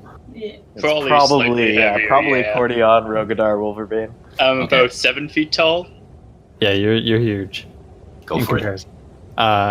I'm putting my mace over top, and I'm going to slide as much as my frigid fingers will hold on. All right. Rogadar, do you have a tail or do you not have a tail? Dragonborn don't have tails. Okay, in this universe. All right. Cortionn, you're a little frigid and cold. You're exhausted. Does exhaustion affect that? Disadvantage, right? It would be a Or does it- disadvantage on any ability check. Okay. Yeah, disadvantage on any ability check. All right. And I'm rolling for Constitution, or Make an athletics check, or yeah. please come for. Son of a! As I make it like 2 feet. My frigid hands just. All let right. go. Okay. So, Cortionn, your bone seize up and you slip, and you come plummeting off the cliff face as well. Yeah. Zaya, make a perception check with disadvantage as you're Disadvantage! He's gonna land on her. Woo! I see ya. I hope so. yeah. You see Cortionn plummeting off to your right. I cast another wonderful feather fall on him. Okay. And I'm losing all my spell slots, but you know what? Yeah. All right. That's okay. I feel like I fell so early that she saw me early enough that I just floated to the very edge. All right. Just- not really. All right. No. Yeah. For sure. Get me out of this nightmare. And you find yourself floating gently down next to Zaya. All right. Well, there's that. Is there music right now? I don't have any music. Oh, there wasn't. I had to say. All I get is the howling of the wind outside, even though we're inside now. Yeah. We're inside. All right. I don't know what you're talking about. Wolverine. All right. Who's next? Going We're across. Oh, we're not in the cave yet. You're No, right. you're still trying to get your way there. That would be me up next then. All right. Athletics, is it? Go for it. Yeah. 24. Ooh. You just shimmy your way across, no problem. The heat of the Dragonborn, and just keep your hands warm, and you get across, and you see Lucius is sitting there waiting patiently but knows that for some reason, Zaya and Cortionn are not here. They never were. Cortionn mustn't be that strong. That's what's going through my mind right now. yes. And last but not least, Wolverbane, make your check way across. Sorry, you. I Make didn't it get what kind of athletic. check. Athletic. Athletics, yeah. As you shimmy across. Yeah. Okay. 3 of you guys make it across, and you find and Wolverbane being the last one. Sai and Cortionn are not there. Well, it's a good thing Cortionn wasn't down there by himself because he doesn't have an earpiece.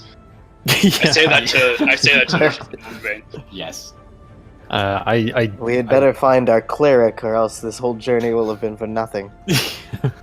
Oh, that's I turn to Harshnaag. I say, "Do you think you can pull with enough force to rip the pittons out?" He doesn't say anything. He just takes a step back He just does it. and just pulls it, and it goes limp, and he just ravels it up. And are their pittons still tied on the end? All 3 of them are still tied on the ends. You know, I used to be useful before this guy came along. You know, and asked me for things. So we, I speak over the earpiece like, Zaya, where are you? Well, as you can see, I'm not on the other side of the cliff. I can see that, yes. We can Where all are see you? that. Yeah, we're below. We are all the way down below. We fell basically again. How Sorry, far? my life, literally. How far a drop was it? I don't know. I featherfalled. How do you want me to know how far it was? Can you gauge make it to the base of the cliff? I mean, We I have look- the rope. I we don't can lower even it see to you guys. I don't even see up there. So long as it is within 50 Cortionn. feet. Do you think we can make it up there? Okay, I'm going to take my glaive, Yes. cast light on it, and throw it down the cliff. Okay. Throw it down? I Bro, rope to it. That's fine. you're I gonna can kill get it one of back. us. Oh yeah, I'll tie the rope to it, and then I'll lower it down. I'm looking up at the cliff. Do I see any? You You- impaled Guys, Zaya. guys, Yeah. You said you see the slightest glow, a slight glow that Is it amidst. getting bigger? If No, you it's- see it's the gonna- light, head towards it. You see a tiny Oh. light amidst everything. Yeah. Okay, give us some time. Tying the Hey, rope to it, that Cortionn. was a brilliant idea. How Oh, good are you at climbing? How much have you climbed in your life? I'm going to say that it's in this environment extremely slim to none, and I'm screaming this over the bursting wind. Do you have any? Okay. Do you have anything that will help us? Because all I have is a wonderful. okay, Well, here's I what you have guys do pack pipes. over the earpiece. And You I make sure the have- knot is tied around the glaive really well. You sit on the glaive, hold on to the rope, and we'll just pull you up. I have 50 feet of silk rope.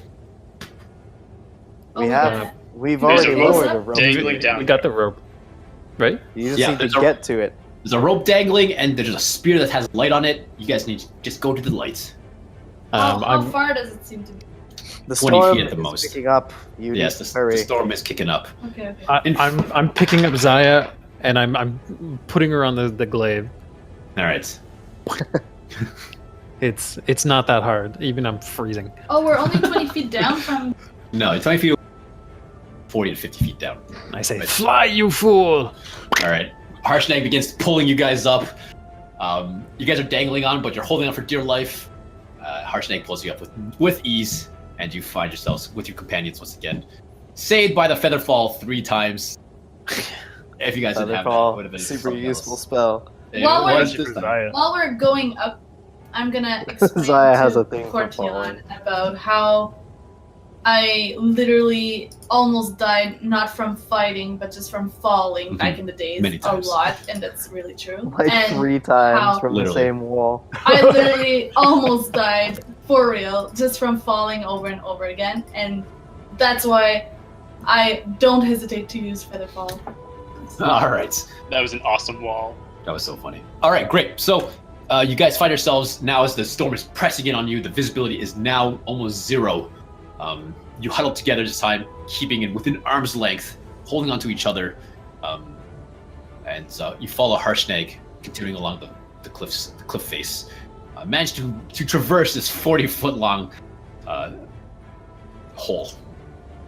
It's not long before you guys manage to find the cave. The wind it faces away from the storm itself, so it protects you from the wind itself. It's quite a deep cave, so you're able to go pretty deep away from the piercing snow outside. And you survived day 1. Congratulations, Featherfall. Oh, that was day 1. Jesus. There's 2 days. So that means we've had a long rest then? Yeah. Oh wait, I didn't use Misty Step anyway, so it doesn't matter. Well, it does matter for me, actually. All right. Really. So you guys get your long rest. Is there anything you want to do for the night? Stay warm. Okay. Yeah, stay warm. I make some tea. Build a fire. Oh, actually, before the day ends, I need everyone to make Constitution saving throw. I Thanks will. for reminding me. I will use Wait, prestidigitation. Is this like when we've got the fire going, or before we got the fire going? Before you guys got, like, as you guys are approaching the cave. I'm gonna immediately light a fire when possible. Ah, sweet. I am toasty in my I got- loincloth and no furs. I got a 20. Oh, look at that! Oh, these are some But high disadvantage, saves. right? All right. Yeah. You guys managed to do Oh something. no, you get disadvantage. Yeah, I'm disadvantaged as hell. Oh, you do. Oh no. 2 points of exhaustion. Cortionn is just exhausted out of his minds. It's okay, we can take Well, when we days to long rest, he'll lose one of them. One of them, yes. I pat him on the shoulder, and adventuring's not for everybody, buddy. I'm too cold to even be upset. You can go back to taking care of sick people once this is done. I'm immediately remembering how I even got here 4 days ago. 4 days ago, I was warm and toasty, Bad choice. and all I had to deal with was disease. Oh, I go back to disease any day. All right. Anything you want to do before we pass the night? Day 2? So, over the past few days as we've been traveling, I apologize. Mhm. He, I wanted to look it up to be safe. He does not have disadvantage on saving throws. So that natural 20 counts. Ooh. What? Oh, it's just ability checks. You're right. It's only ability checks. The Perfect. third level of exhaustion is attack rolls and saving throws. Right. Nice. Oh boy! Oh boy! Oh boy! You okay? You okay, Cortionn? Did he All get right. all his strength back? Is he no longer exhausted? Not yet. Well, I mean, we're having a long rest. He would lose the exhaustion from that, so it kind of. But Rogadar, what did you want to Yeah. do before? so over the past few days as we've been traveling since I bought the death peppers, I've finally dried them all out, and I've made my tea from them. And I figure since this is like the coldest night yet, it's a good day to break it out. Yeah, that's smart. Oh boy. As you break it out, the heat from the fire that you guys create is quite hot. The kind of the essence, the smoke as you brew this tea, Rogadar, with its death peppers, is even hotter. Oh, it's brilliant. It fills this interior, this cave with almost. You actually feel your skin bubble a little bit. Your eyeballs start to burn. You guys, the rest of you except for Rogadar, are finding it very difficult to stay within proximity of Rogadar right now. It's So we bad. can't even get close to the fire. My eyes. Basically. I want to see how the giant's reacting to this. I'm going to Rogadar. I'll try it. Ooh, perfect. The more the merrier. Anyone else? I look around. I feel invigorated from my 20 roll. I'll risk it. I say. Yeah. Otherwise, I'll take a cup, but I'll use prestidigitation to make it taste good to me. All right. As you, Lucius, you're able to get pretty close to it. As the rest of you guys get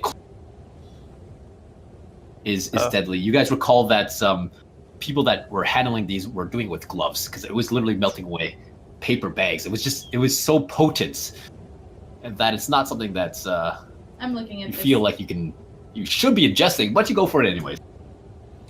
Can I bless myself?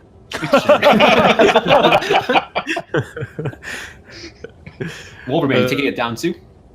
I'm going to drink some. I'm going All right, make a Constitution saving throw.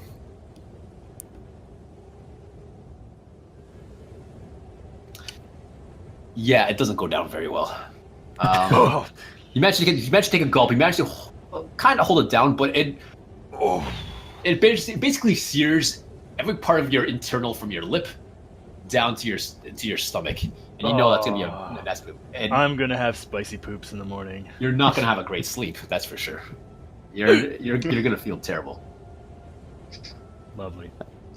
It warms you from the inside. It's the cockles of my heart. It literally feels like you're burning from the inside. Cortionn, are you taking it? I'm whispering a little blessing, like a small blessing under my breath, and I say, "Please don't make me look like a fool in front of all my friends." And I ask, is this the pepper of your people? No, this is the pepper Zaya actually baked a cake from for me. Yeah, I And do that. As soon as I heard the word Zaya and bake, I was like, and I take it anyways. Just to be polite. Well, you do have it. This is a So go for that Constitution saving throw. Constitution. Yeah. With 2 seconds. Mm-hmm. Constitution. Oh. Do you roll You're blessed blessing to add though? a D4. Yeah, I'll take that blessing as not facetious. Boom! Oh, Natural there you go. 4. 11. It basically knocks. You keel over in pain. Overbane just has a higher constitution. He's able to kind of hold it down a bit more, but you're doubled over in pain. Yeah. Immediately you question it. Why would you even bother? Why would you try to contend with a Dragonborn who can withstand this sort of thing? Yeah, there was 2 strikes against me, Zaya and Dragonborn. Should have. It probably won't be a great sleep for yourself as well. It might be, but we'll see. Anything else before the night ends? Have a terrible night. Maybe we should swap manly stories. Who's rolling? Who's rolling? Yeah. Anything else? All right. So Can I change a spell? I can't remember how these spells work.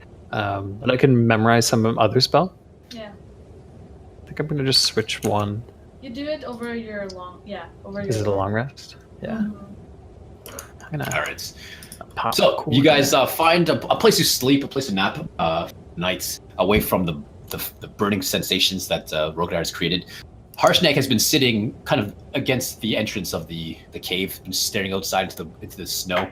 He seems more comfortable out there, kind of away from you guys. Just keep it to himself. You guys go to sleep. Wolverbane, the death peppers subside. You manage to hold it back, and you do have to take a poop or a peep at one point, and it burns like hell. But you managed to get some rest. Cortian's not. I went off as far as I could, but they probably still heard my groans and. You guys are burns. you like rub your ass in like the.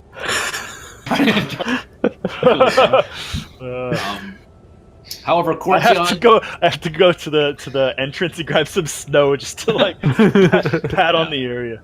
Harshnaag just eyeballs you awkwardly. Cortionn, however, you're not so lucky. You don't find yourself very rested. Oh no. You aren't able to rest very well after a stomach ache. Oof. You're up all night, just tossing and turning. So did that mean I can't memorize that spell? Yeah, you can still do your long rest. Okay. It's just that you spent the time. You didn't actually get fully rested. Right, So she's still exhausted. So no, we'll say that you get your health back and everything, but I would say you won't get an additional exhaustion. You just won't lose your exhaustion. You maintain that exhaustion. You're still tired, so you haven't been able to rest. Yeah, it's bad. Poor Cordial. All right, day 2. I had a really great night. Cortionn, you got some bags under your eyes. How you doing there? Everything burns. You're still getting used to it. Would you like some more for breakfast? Please. anything but. No, that's how this stuff works. You know, you take a little bit later, you take some more, and then you're immune.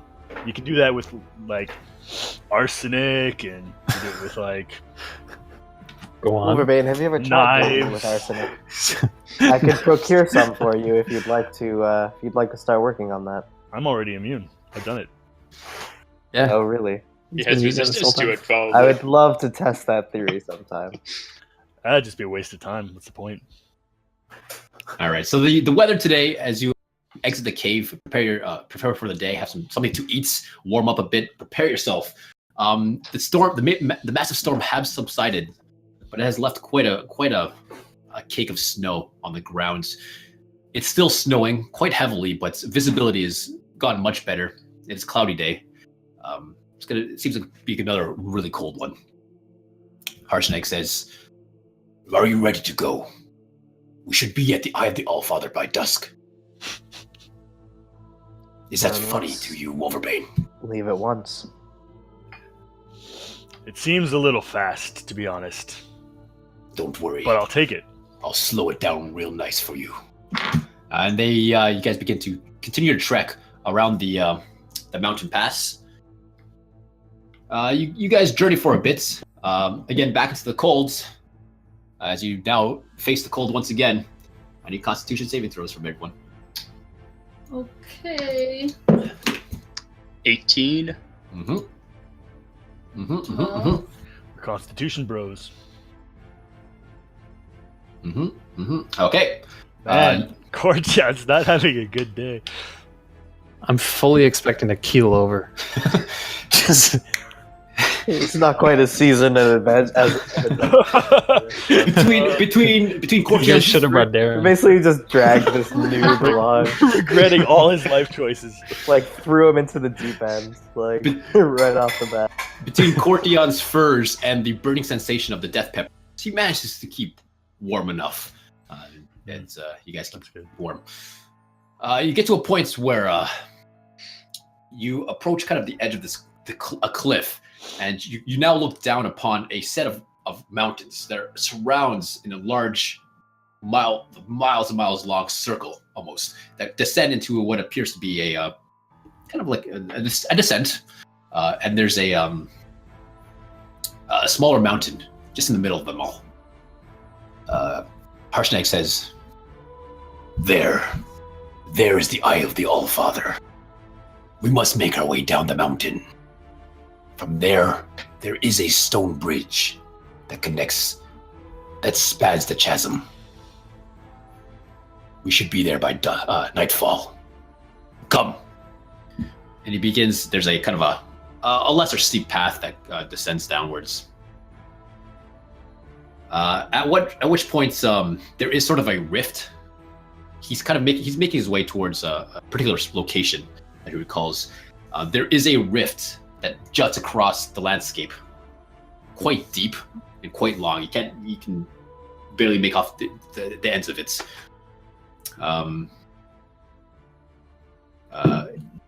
You approach this rift.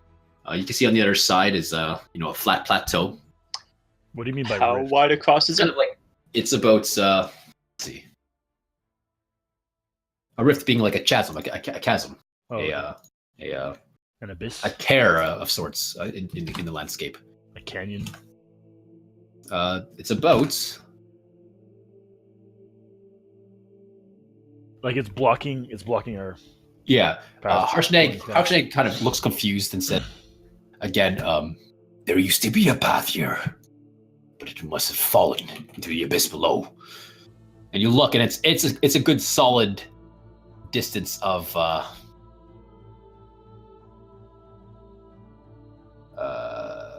about 80 feet, 60 to 80 feet across.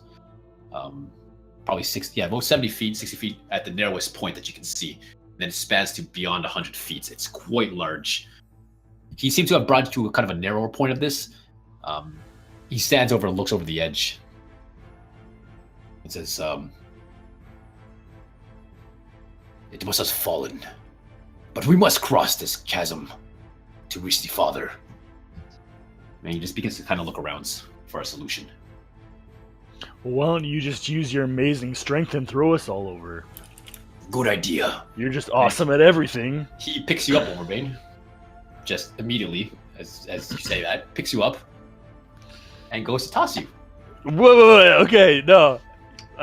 Sarcasm. You know what that is? Giant kind of brings you up to his face and says, "Do you want to cross or not?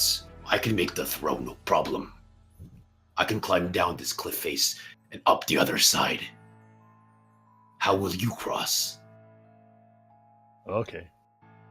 I usually throw other people, so this will be a first for me. Let's do it. Harshnag. He says, Actually, he looks back at Lucius as he's winding up Wolverbane. I say, just one moment. Zaya, Featherfall, how many people did you say you could cast that on? She needs some offers. I mean, at once. 5.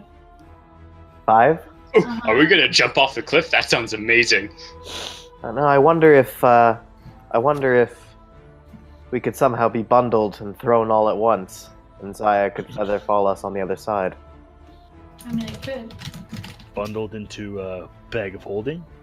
Not a bag of holding where we'll all die. Preferably something like Harshnag's sack or something. How far? And if he misses a throw, we just fall down the cliff and cast Featherfall again. Either But we way, won't know. Brilliant plan. Featherfall will keep us all safe. Even if we just tie the rope around ourselves and get Harshnag to pick us all up at once. One You look- giant bundle. It's quite far below, but yeah, it's a possibility. I'm sure the rope would be stop your is fall. he tossing us? No, or no, just, no, no. like, I mean like just to bundle us together. Mhm. So that we Harshnag can kneels throw down all and at once. I can make the throw. I can throw all of you at once if you wish. In my sack, I can tie you together. How do you want to do this? That might hurt Tied a lot together. more. Tied together. That sounds like fun. Well, that's what Featherfall is for, Wolverbane. Well, I can do it with whoever wants to do it. Do the elks inside of the bag count as people? There is That's why I suggested. I think There's the some bag weight. is a poor idea. We won't be able to see inside the bag. We need to be Yeah. able to see in order to know when to cast the spell. I would suggest just Hold you know, hands. wrapping the rope around ourselves as a big bundle. Getting nice and cozy. Harshnag says, I can wrap you. Where is the rope? I procure the rope. All right. And the 5 of you stand bundled together. like I want to a make sure my stalk hands of are corn. free. Yeah, make sure your hands are free. He ties you, he bundles you guys up, wraps it around you, but allows your hands to be free and under your arms. Some movements. You're all facing outwards so that you can, see. Oh no! But Featherfall doesn't protect someone from weight, right? If we all land on Zaya, she's gonna get crushed regardless of Featherfall. No, we land on our feet. With Land on our Featherfall. feet. Oh, So as long as all of our feet in the same direction, we're good.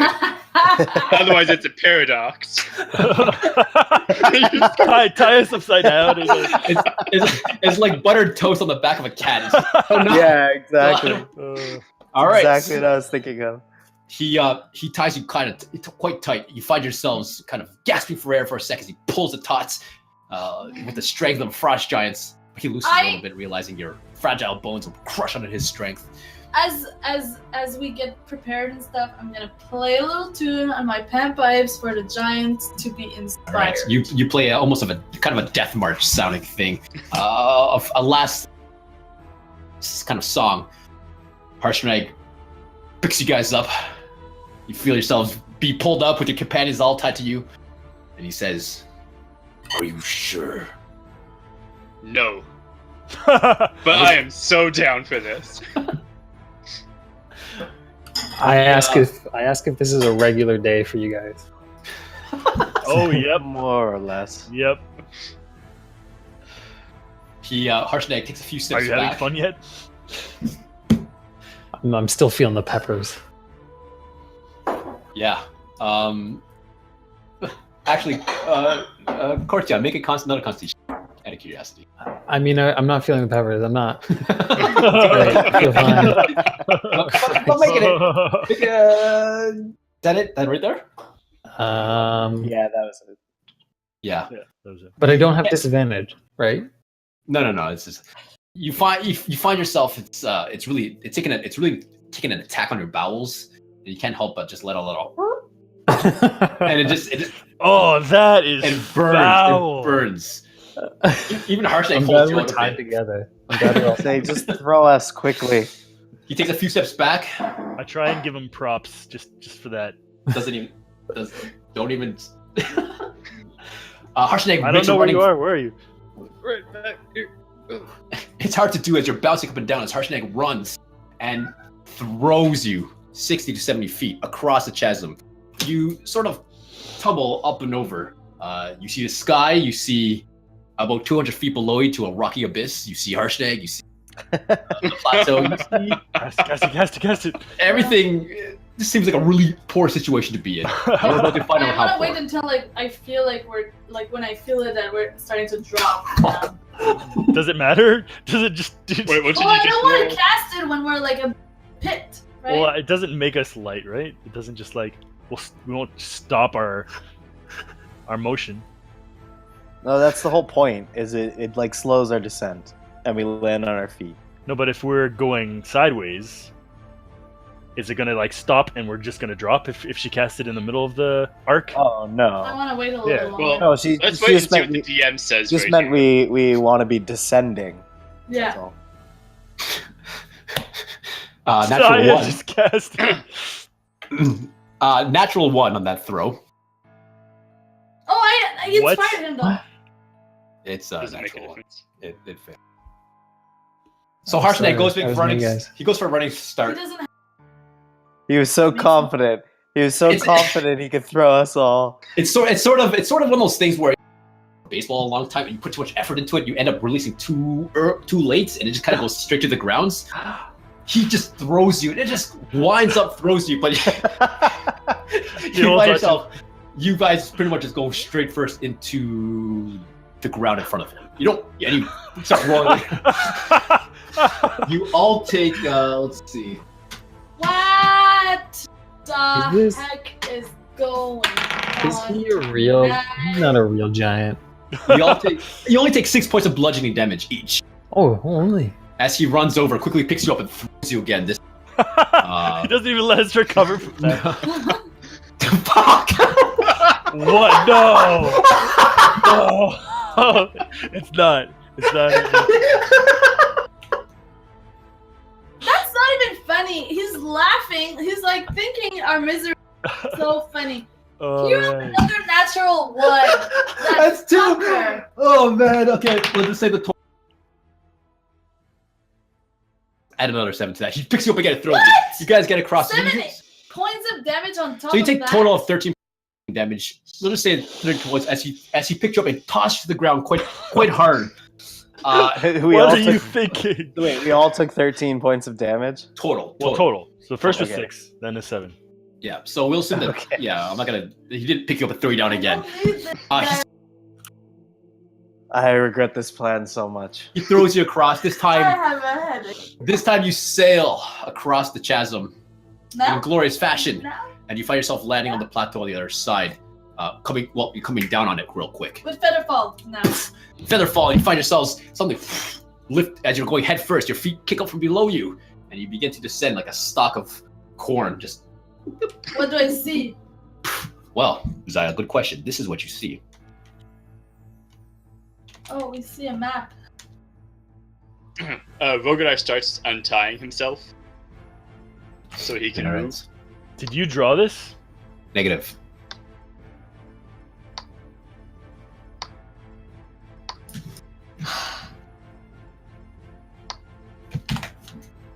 All right. Is As the you chasm land to the south. Yes, to the south, correct. You land on what kind of a rocky, icy terrain. A piece of giant ice juts out precariously to your northeast, kind of upwards. As you guys land and begin to untie yourselves, make perception checks. Yes.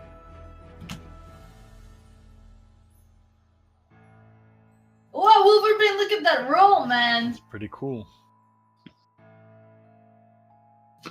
I'm just untying ourselves. Yeah, you guys are in touch. Zaya and Wolverbane, you guys are facing. We'll say you're facing northeast. You're on that side of the stalk of corn.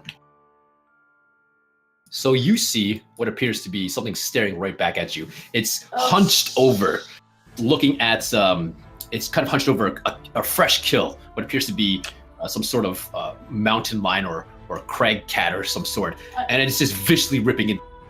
My ear right away and whisper, guys, be quiet. It's as you guys land land off in the distance, just openly. Crouch now. It's looking right at you. Oh wait, it already spotted us, guys. 10 o'clock. We're spotted. We're dying. We're gonna die. I don't know. That's a Yeti. Is What that you a see Yeti? before you is a large creature, fur, just a massive jaw, large ears. It looks fierce. It looks angry that you just went onto its territory. I get out my axe. As you begin pulling your, let's make some initiative rolls here. I want to walk slowly back. Are we Alright, rolling for this? Oh yeah. Yes, make the rolls. And don't, please.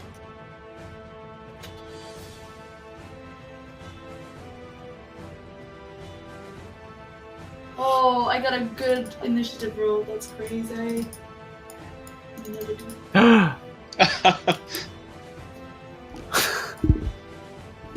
Don't worry, first time out in the mountains, Cortionn. He's I having quite the I luck. promise you, this is not representative of It's okay. Lucius always, I turned to was in the Rogadar. pool. We brought a noob. it's okay. Lucius did that to us a lot of times. Rogadar, what'd you get? 3? Did I not get added in? It is. It's okay. Yeah, I'm sorry.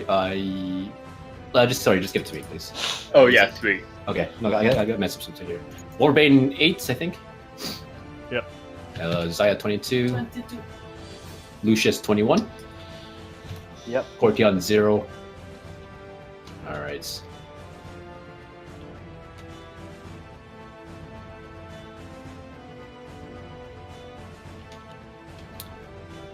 All right.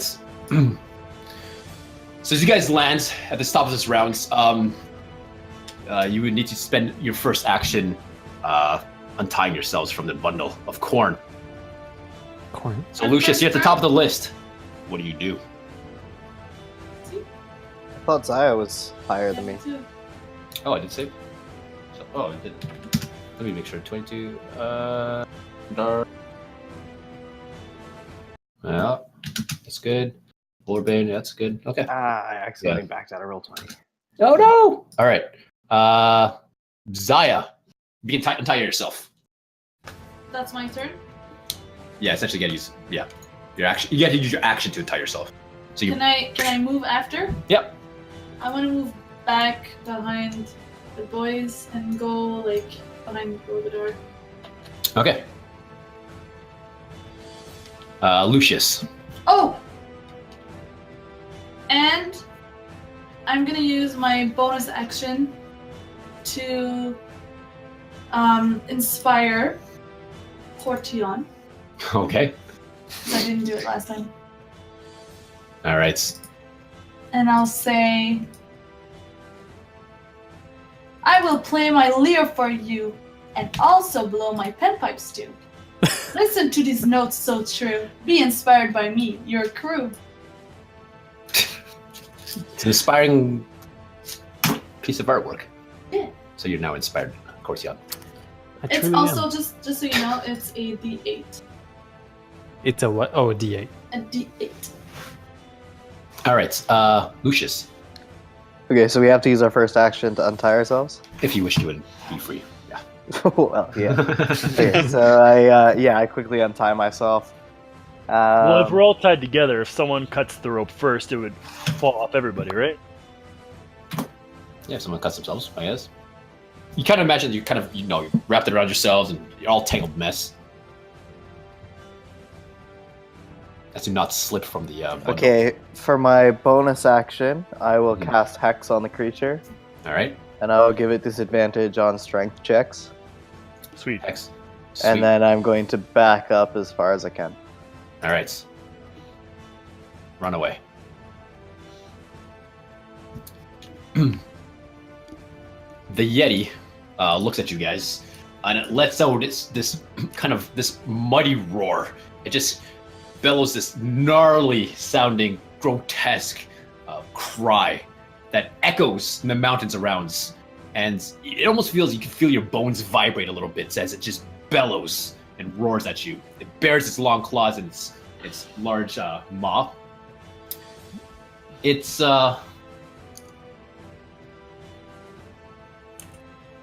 it looks at Let's see.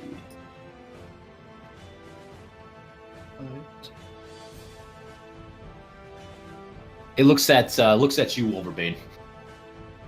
No, sorry. It looks at.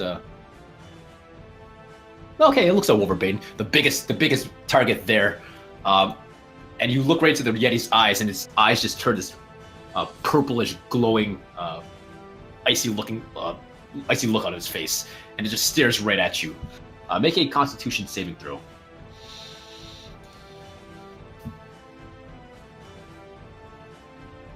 Okay. Am I supposed to be scared? Okay, that's his turn. You feel like this kind of cold wash over you, but you shake it off because you have great furs. Wolverbane, it's your turn. Me? Yeah. I have great furs? Oh, yeah, body fur. Oh, okay. Yeah, I didn't buy any furs. No, Zaya wanted you to, but you said no. That's right. Can I got my tell natural if, pelt. Can I tell by what just happened if it was like something that he avoided being charmed or frightened? On your turn, yeah. Alright, go ahead. Well, I think I'm gonna rage. Okay. Oh, I have to untie myself, right? Yeah. Using my axe to just go. Alright. Cut myself. Does that take an action or does that take an attack? Well, let's say it's your action fluffed up. It's an action fluffed up. What's that even mean? Yeah, just fluff. Yeah, you untie yourself. You use your action.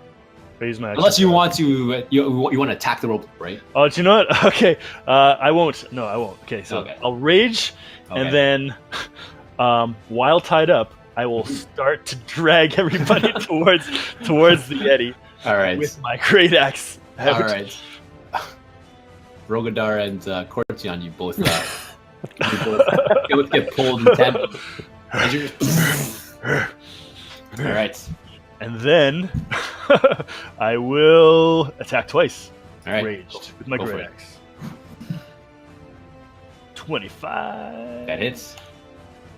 13 for the first one. Yeah. 12. That also hits. 18 for this. Now is a natural 12 on that. 18. 13 and 18. All right. 20. That's the damage. All right. And then I give him the stare back. All right. It as you impale your great axe into it, it roars a mighty roar of pain and just pure anger. Rogadar. Well, as Wolverine starts dragging, I start to move along with him. Yep. Since this all happened simultaneously. Mm-hmm. How is it?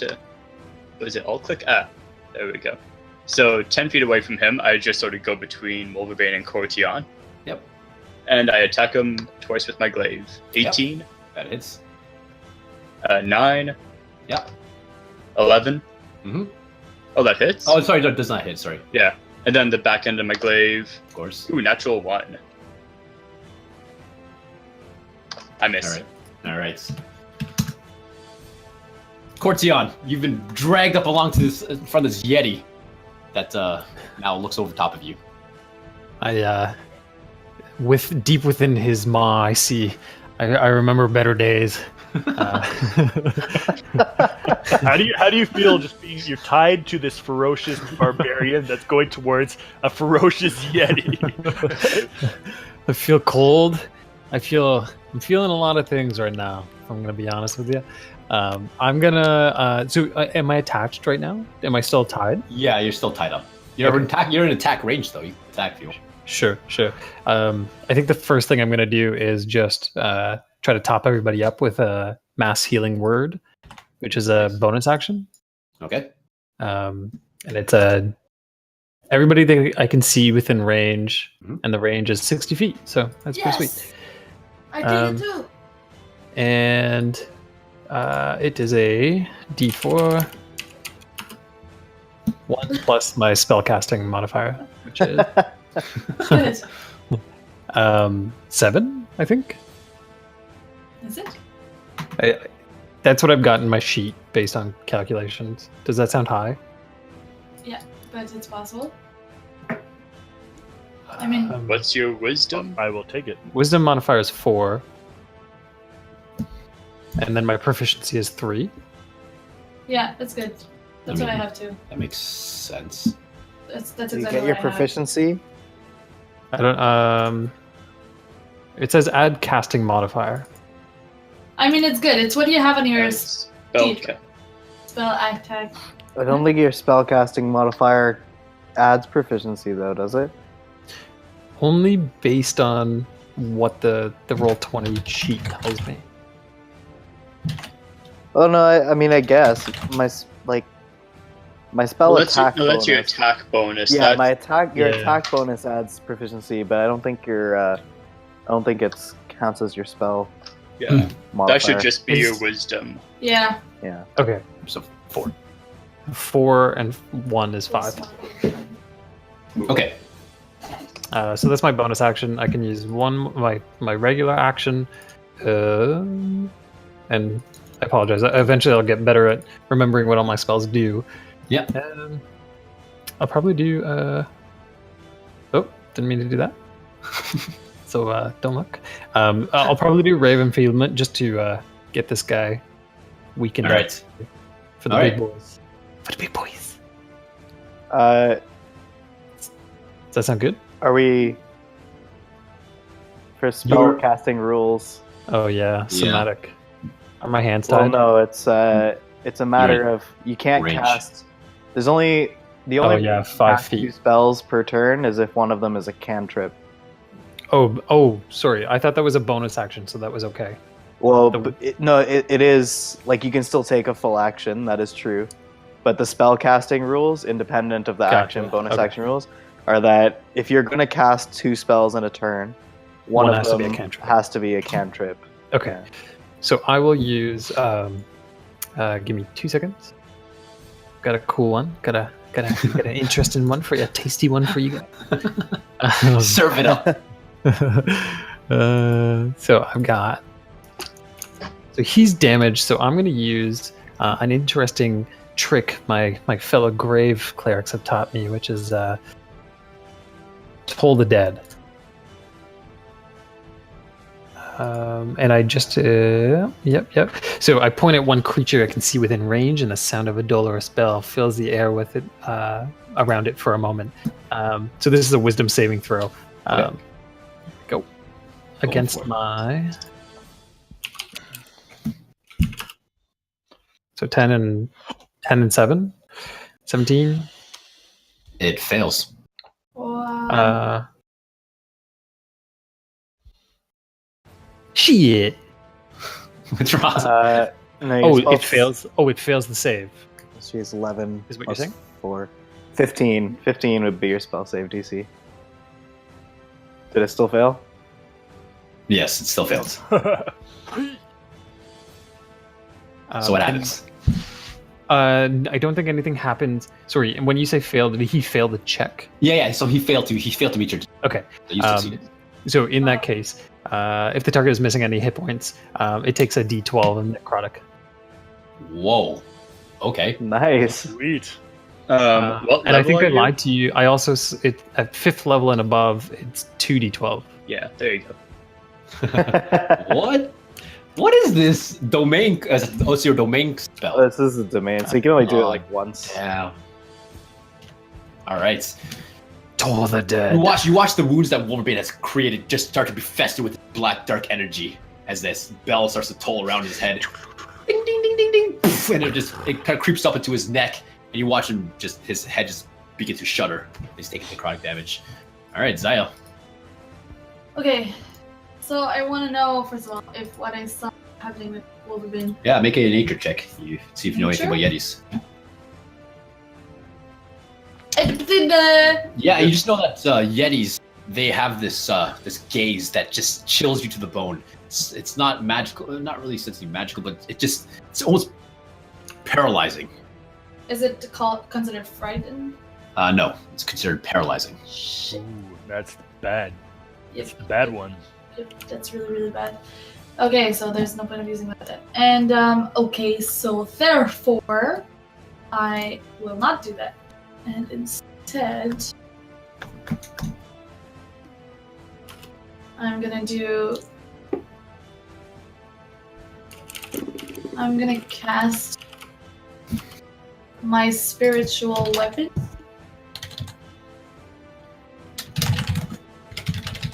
All right. Is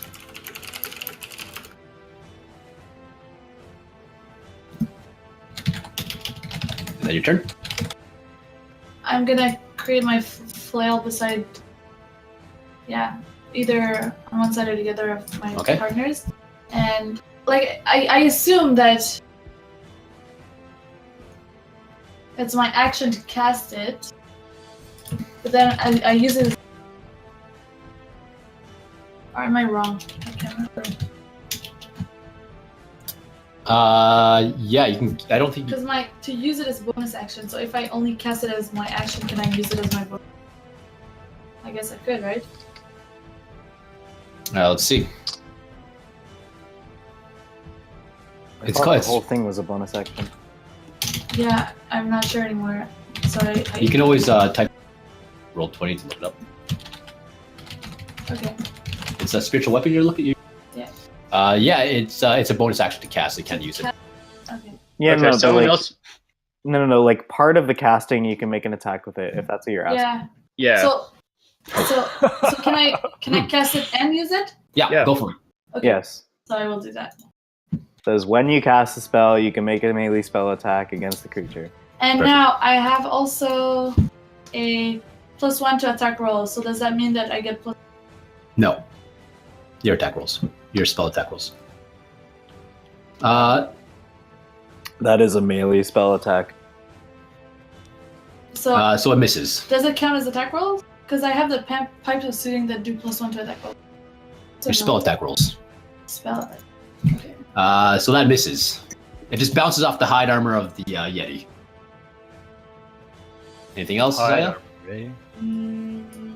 Yeah. You mean natural. hide? Yeah, natural armor. The hide of natural hide armor. I'm gonna try to do a. So it's a wisdom 15 saving throw.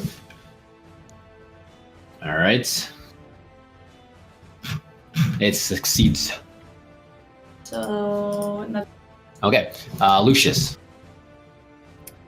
Okay. Is it like, can I get an angle on this thing? Yeah, it's pretty tall. Okay, perfect. Then the standard warlock fare. Let's fire a couple Eldritch Blasts. Go for it. 13 and 21. They both hit. Oh, jeez, you guys. Just So 19, 23, 24 points of damage total. okay. 5 of it necrotic. How much was it? 24 points total. Jeez, 24. Okay. Ah, jeez. Jeez. All right. Okay. Well, Yeti's turn. He's looking brutal. He's looking bloodied, and he looked like he guys literally just stomped on his territory and just ruined his life. He was having a great meal. He's only protecting his young. He looks like he's struggling to stay alive. But in one Why didn't we try negotiating with him? I don't understand. in one final attempt, he lets out another bellow, just that just echoes in your ears, and just You feel it vibrate the ground around you, and this one is one of pain and desperation. At which point, it does make it stares at Rogadar. Make a Constitution saving throw, Rogadar.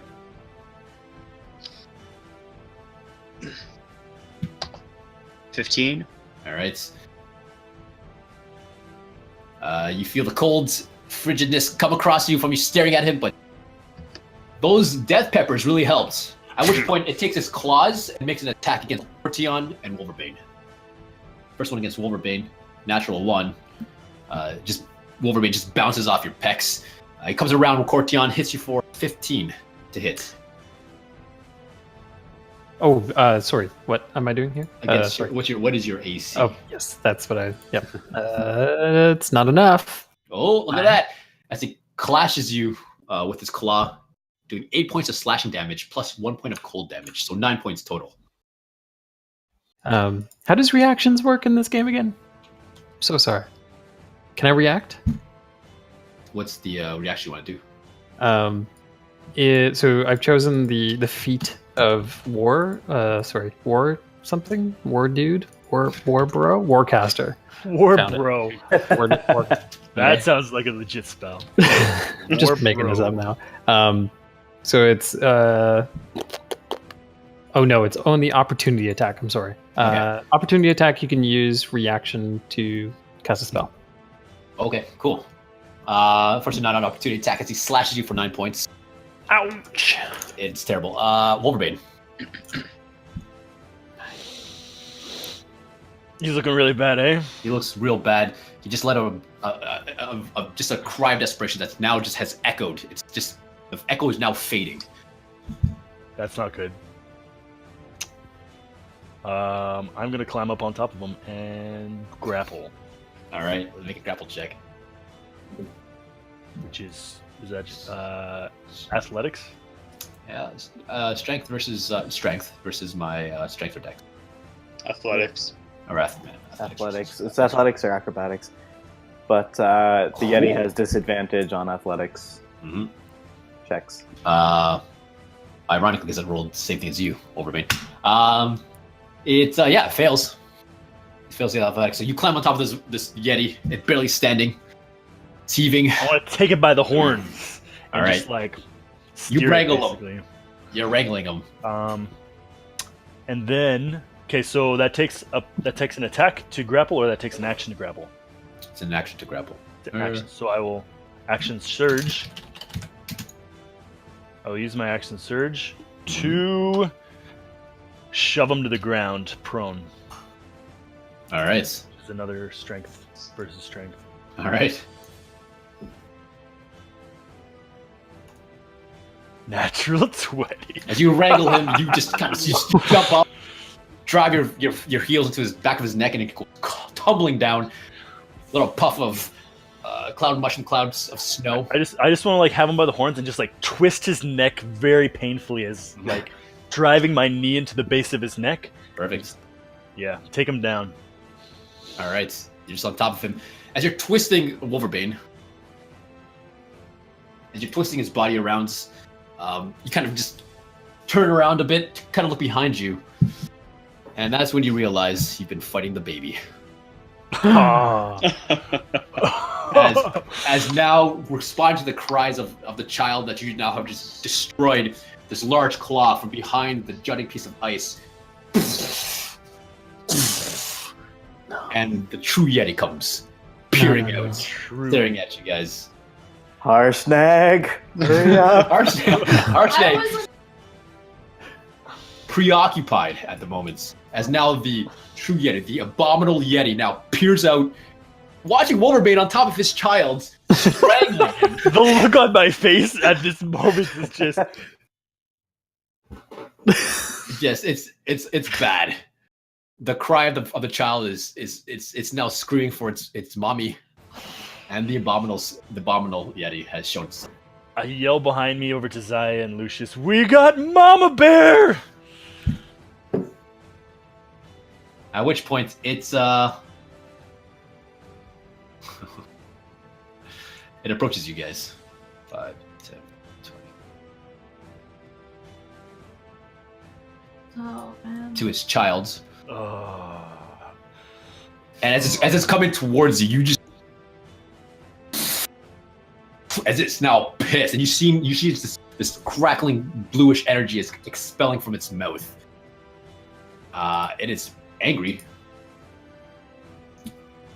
5, 10, 15, 20, 25, 30. 10, 15, 25, 30. It's try not to get its companion in the way. It blasts this cold breath just downwards over Cortionn, Rogadar, and Wolverbane, who's just on his baby's back, just wrangling it. Does it hit the baby too? Oh, it hits the baby. Yeah, absolutely hits the baby. It is coating the whole area. It is cold. Immune to cold damage. Just of this frigid cold air, colder than you ever felt, worse than the pure exhaustion of the mountains. I need everyone to make Constitution saving throws. All of us? No. Ooh, dang. 12. Mm-hmm. Definitely not me. I'm like super far away. Oh, what is that? As a reaction, I'm going to cast Absorb Elements on myself to have the cold damage. Somebody have an ability to give someone advantage on something? Does Cortionn have anything to save him right now? Can I, like, as a reaction? Yeah, they have anything to protect you yourself from like colds or anything? Maybe? Yeah, sorry. Give me 2 seconds.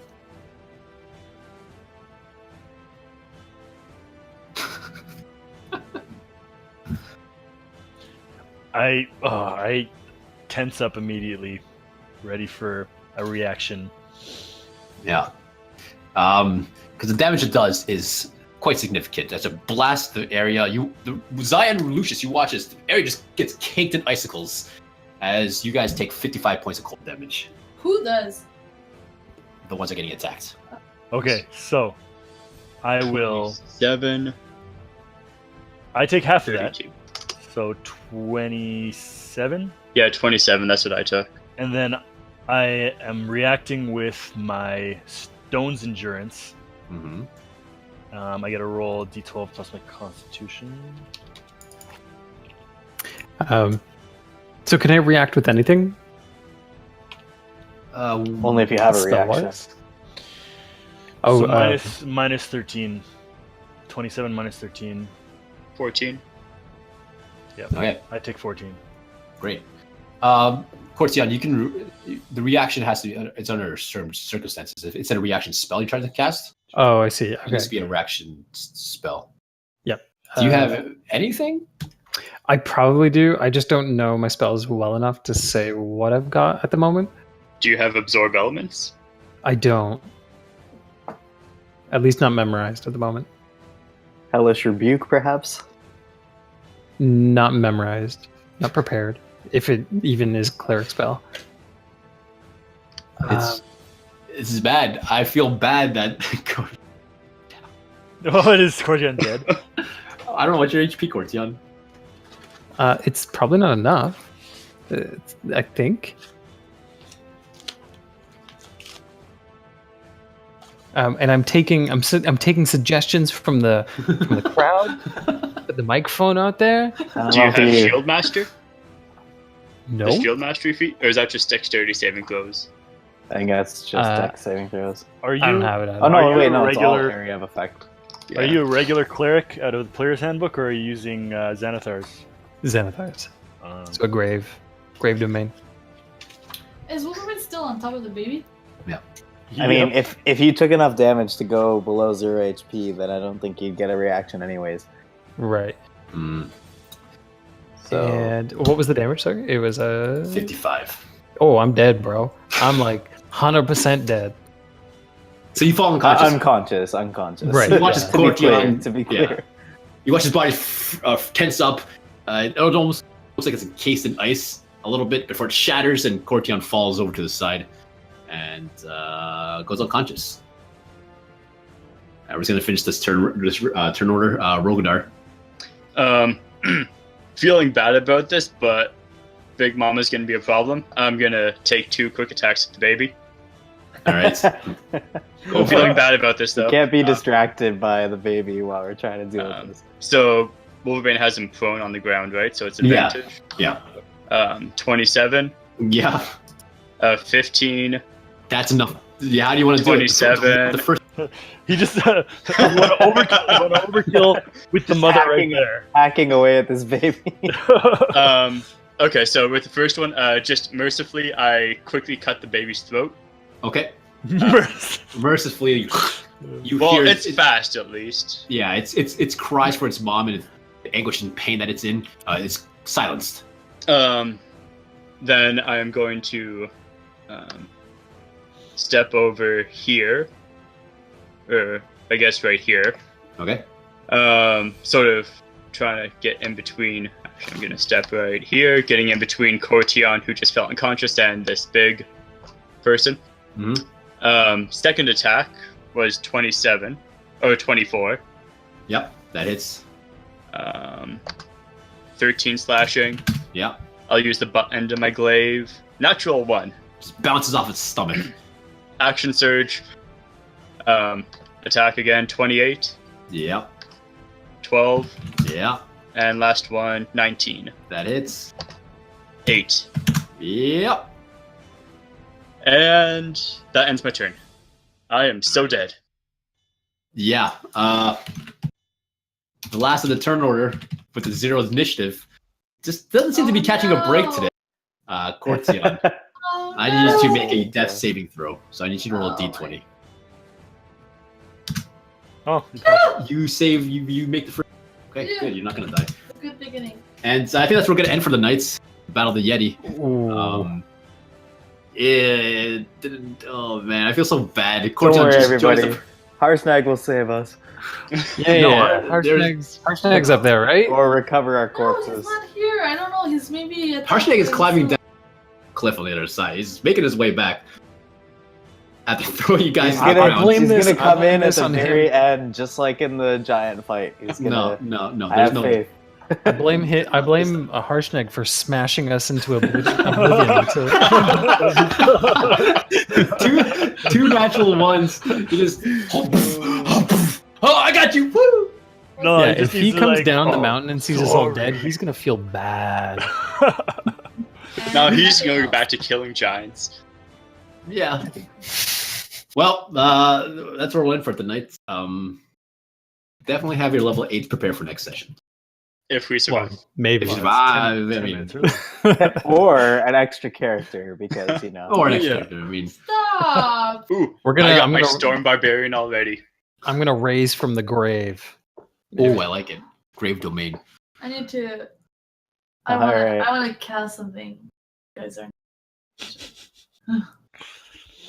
Anyways, that's my All right. turn. Save for All next right. time. Well, thanks for watching, everybody, and we'll be here again same time next week to Yeah, another episode of the Gilded Dice. of course. Subscribe at the link.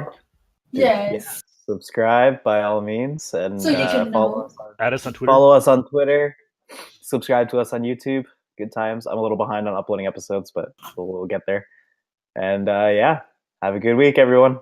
See ya. Bye. Bye. Ah!